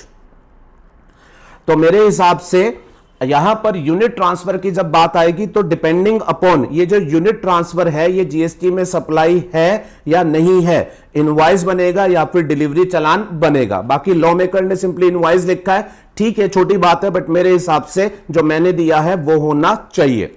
चलो जी, आपने गुड्स को प्रॉपर रिकॉर्ड मेंटेन करते हुए भेज दिया, अपने रिटर्न स्टेटमेंट में रिपोर्ट भी कर दिया एंड प्रॉपर कवरिंग डॉक्यूमेंट भी बना दिए। लास्ट फॉर्मेलिटी, जो भी गुड्स आप ट्रांसफर करोगे इंपोर्टर शेल, अब इंपोर्टर इनके प्रॉपर अकाउंट मेंटेन करेगा। Receipt of goods manufacturing process undertaken, waste generated and so on, produce the account details before the jurisdictional custom officer, officer ने मांगे तो वेरिफिकेशन के लिए दिखाएगा, and he will assure after completion of the set process, जिस भी process के लिए यूनिट ट्रांसफर के पास भेजा था, send the process goods back to the premises of the importer from where the goods were received, या फिर to a job worker for carrying out remaining process if any under the cover of invoice or e-bill। तो भाई साहब record maintain करने हैं, officers को verification के लिए अगर वो मांगे तो देने हैं, and you have to make sure जिस यूनिट के पास गुड्स भेजे हैं वहां से वापसी उसी यूनिट में आ जाए जहां पर इनिशियली गुड्स रिसीव किए गए थे। और अगर आपको वहां से कुछ और कहीं और से काम करवाना है जॉब वर्क के पास, तो फिर वहां पर वो गुड्स भेज दिए जाए, बट वो भी प्रॉपर कवरिंग डॉक्यूमेंट के साथ ही होने चाहिए। बाकी बेटा इसमें एज सच कुछ स्पेसिफिक है नहीं, मेहनत करने लायक रीड ओनली बेसिस का आपका रूल है। प्रोसीड करिएगा to the last and the final page, rule number 9, आखिरी रूल बेटा, इसको आपने ध्यान से पढ़ना है बेटा। ये लेट डाउन करता है procedure for supplying imported goods to the end use recipient. अब सुनिएगा बेटा ध्यान से, ये रूल किस सिचुएशन के लिए बनाया गया उसको थोड़ा सा अपने माइंड में सेटअप करने की कोशिश करिएगा। अब बेटा कस्टम्स में कई बार जो है वो एग्जम्पशन नोटिफिकेशन जो इशू की जाती है वो एग्जम्पशन बेनिफिट देती है। उस एग्जम्पशन बेनिफिट को देते हुए वो ये कहती हैं लेकिन कि इंपोर्टर आप इन गुड्स का इंपोर्ट करो, आप एग्जम्पशन बेनिफिट क्लेम कर सकते हो, पर उस एग्जम्पशन बेनिफिट को क्लेम करने के लिए आपको उन गुड्स से कुछ नहीं बनाना, आपको उन गुड्स से कोई सर्विस नहीं देनी, रेदर देन आपको ये इंपोर्टेड गुड्स उनको सप्लाई करने हैं जिन्होंने उसका ये स्पेसिफिक एंड यूज करना है। दोबारा दोहराना चाहूंगा, नोटिफिकेशन कहती है कि इंपोर्टर को एग्जम्पशन बेनिफिट मिलेगा, लेकिन उस एग्जम्पशन बेनिफिट के लिए इंपोर्टर को कुछ नहीं बनाना, इंपोर्टर को कोई सर्विस यूज करके नहीं देनी, रेदर देन उसको ये गुड्स आगे उनको सप्लाई करने हैं जिनको वो स्पेसिफिक काम जो है वो करने हैं। कहने का मतलब जो गुड्स का अल्टीमेट एंड यूज गवर्नमेंट चाहती है वो इंपोर्टर के एंड पर नहीं, रेदर देन इंपोर्टर का जो बायर रेसिपिएंट होगा उसके एंड पर चाहती है। Are you okay with this? तो बेटा अगर ऐसा है तो इंपोर्टर वो तो करेगा बेटा गुड्स का import, claiming the benefit of exemption, but उन गुड्स का अल्टीमेट एंड यूज जो गवर्नमेंट चाहती है वो उसके एंड पर नहीं है, वो उसके कस्टमर के एंड पर है। तो वो जब ऐसे कस्टमर को बेचेगा तो उसको बेचते टाइम क्या प्रोसीजर फॉलो करना है वो बेसिकली जो है वो रूल नंबर 9 में जो है वो लेट डाउन किया गया है। ठीक है, सिचुएशन आपको विजुलाइज कराता हूं with the help of this diagram. बेटा मिस्टर एक्स, ये मान लीजिए ये है कंसर्न्ड इंपोर्टर, और बेटा इन्होंने न्यूज प्रिंट पेपर का इंपोर्ट किया, वो पेपर जिस पर न्यूज़पेपर जो है वो प्रिंट होता है, और बेटा इस इंपोर्ट के ऊपर कस्टम ने एग्जम्पशन दी। एग्जम्पशन देते टाइम उन्होंने ये कहा कि एग्जम्पशन लेने के लिए मिस्टर एक्स को खुद इस पेपर से न्यूज़पेपर नहीं बनाना, लेकिन उसको सप्लाई उन लोगों को करनी है जो न्यूज़पेपर प्रिंटिंग का काम करते हो। तो मिस्टर एक्स को तो सिंपली वो लोग ढूंढ लेने हैं जो कि न्यूज़पेपर प्रिंटिंग का काम करते हैं और उनके एंड पर वो स्पेसिफिक एंड यूज मटेरियलाइज होगा। तो बेटा इन एंटिटी को हम बोलेंगे एंड यूज रेसिपिएंट। अब जब कभी एग्जम्पशन ऐसी हो जिसमें इंपोर्टर के एंड पर सिर्फ जिम्मेवारी ये हो कि वो उनको दे दे जिनको आगे स्पेसिफिक एंड यूज जो है वो मटेरियलाइज करना है, तब रूल 9 में बताया गया प्रोसीजर जो होगा बेटा वो फॉलो किया जाएगा। अब रूल 9 कहता क्या है? वो कहता है जी, ये जो कंसर्न इंपोर्टर है जिसने ये न्यूज प्रिंट पेपर का इंपोर्ट किया और आगे उन एंड यूज रेसिपिएंट को दे दिया जिन्होंने एंड यूज पूरा करना है, तो इसे प्रोसीजर में सिंपल ये काम करना है, ये जब जब इस एंड यूज रेसिपिएंट को सप्लाई करेगा तो महीने में जो भी सप्लाई करेगा उसके प्रॉपर रिकॉर्ड मेंटेन करके रखेगा और अपनी जो मंथली स्टेटमेंट है IGCR 3 मंथली रिटर्न जो भी है उसमें उन गुड्स की डिटेल जो होगा वो दे देगा। जब जब वो ऐसे कस्टमर को सप्लाई करेगा 9(2) ये कहता है तो उनकी supply proper covering document invoice और ई वे बिल के साथ करेगा। इसको सिंपली क्या एश्योर कराना है? प्रॉपर यूजर ढूंढने हैं जिनके एंड पर वो एंड यूज होना है, जो भी भेजे उसको प्रॉपर रिकॉर्ड मेंटेन करे, IGCR में बताए और प्रॉपर कवरिंग डॉक्यूमेंट पर भेजे। बस इतना ही है बेटा। एंड यूज जो होगा वो तो अल्टीमेटली इस एंड यूजर के एंड पर जो होगा वो मटेरियलाइज होना है, हो जाएगा। Are you okay with this? अच्छा, अगली बात सुनिएगा बेटा। अब बेटा रूल 9 में सब रूल 3 थोड़ा सा टेक्निकल है तो इसका डिस्कशन और करना है। इसके लिए एक सिचुएशन आप विजुलाइज करिएगा बेटा। मान लीजिए मिस्टर एक्स ये एक एक्सपोर्टर है, ये फैब्रिक जो है इससे शर्ट बना करके जो है वो एक्सपोर्ट करते हैं। अब गवर्नमेंट जो है बेटा वो शर्ट के एक्सपोर्ट को प्रमोट करने के लिए फैब्रिक को जो है वो ड्यूटी फ्री कर देती है। गवर्नमेंट ने कस्टम का एग्जम्पशन नोटिफिकेशन इशू किया और उस एग्जम्पशन नोटिफिकेशन में उन्होंने कहा जी फैब्रिक जो होगा उसका इंपोर्ट ड्यूटी फ्री होगा। अब वो ड्यूटी फ्री होगा अगर मिस्टर आई कोई इंपोर्टर उस फैब्रिक को इंपोर्ट करे, वो खुद भले ही शर्ट ना बनाता हो, पर अगर वो फैब्रिक को उस कस्टमर को बेचे जो कि फैब्रिक से शर्ट बना के एक्सपोर्ट करता हो, तो भी ये वाला इंपोर्ट जो होगा वो मिस्टर आई के हैंड्स में जो होगा वो टैक्स फ्री होगा। तो बेटा मिस्टर आई जो था ये सिंपल एक ट्रेडर है, ठीक है, ये फैब्रिक खरीद के बेचता है, पर ये बेचता किसको है? एक्सपोर्टर्स को। तो बेटा इसने फैब्रिक का इंपोर्ट किया और ड्यूटी फ्री किया, प्रोसीजर फॉलो किए, इसने बॉन्ड दे करके किया। इसने बोला जी मैं ये एश्योर करा रहा हूं कि मैं ये जो फैब्रिक इंपोर्ट करूंगा ये मैं उनको बेचूंगा जो कि इससे शर्ट बना के जो होगा वो एक्सपोर्ट करेंगे। तो इसने बेटा फैब्रिक का ड्यूटी फ्री इंपोर्ट कर लिया, प्रोसीजर पूरा फॉलो करके।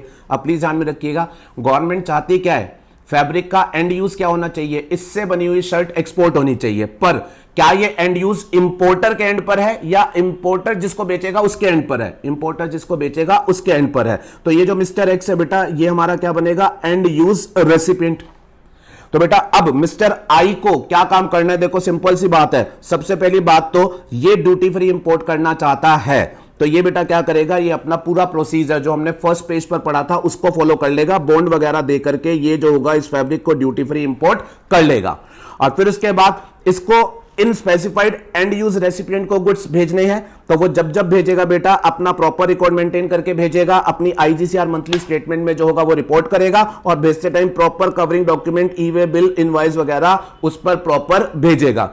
अब बेटा जो एंड यूज पूरा होना है कि इस फैब्रिक से बनी हुई शर्ट एक्सपोर्ट होनी चाहिए, वो मिस्टर एक्स के एंड पर होना है। तो बेटा रूल नंबर 9 ने मिस्टर एक्स के कुछ ऑब्लिगेशंस लिखे। रूल नंबर 9 ने मिस्टर एक्स के कुछ ऑब्लिगेशन लिखे। उन्होंने कहा कि ये जो मिस्टर एक्स होगा जिसके एंड पर अब ये स्पेसिफिक एंड यूज मटेरियलाइज होना है, उसको जो गुड्स उसको इस तरीके से सप्लाई किए गए हैं उसके प्रॉपर रिकॉर्ड जो होंगे वो मेंटेन करने पड़ेंगे। ऑफिसर्स अगर मांगेगा तो उसे वेरिफिकेशन के लिए देने पड़ेंगे एंड साथ ही साथ उसको गुड्स का जो कंजम्पशन है वो इंपोर्टर के साथ भी जो होगा वो शेयर करना पड़ेगा। क्यों शेयर करना पड़ेगा? बिकॉज इंपोर्टर जो है बेटा, इंपोर्टर जो होगा उसने ये कहा था कि वो उस आदमी को बेचेगा जो आगे शर्ट बना करके जो होगा वो एक्सपोर्ट करेगा। समझ लो मेरी बात को? तो जरा देखो क्या लिखा रूल नंबर 9(3) ने। इसने सिंपल कहा in case of supply for replenishment और एक्सपोर्ट अगेंस्ट सप्लाई। हाँ जी, अगर सप्लाई की जा रही है किस लिए? एक्सपोर्ट अगेंस्ट सप्लाई, कि मैं जो आपको दूंगा उसे आपको एक्सपोर्ट करना है, या फिर रेप्लिशमेंट के पर्पस के लिए। रेप्लिशमेंट का क्या मतलब है बेटा, यहां पर गौर समझ लो। मिस्टर एक्स जो है बेटा कपड़ा लेता है इससे और फिर शर्ट बना के एक्सपोर्ट करता है, तो it is a case of export against supply. But अगर मिस्टर एक्स के पास ऑलरेडी कोई कपड़ा था, उसने उस कपड़े से बनी हुई शर्ट एक्सपोर्ट कर दी और उस शर्ट में जो कपड़ा यूज हुआ था उतने ही स्टॉक की भरपाई के लिए इसने इससे फैब्रिक ले लिया। मेरी बात समझ रहे हो?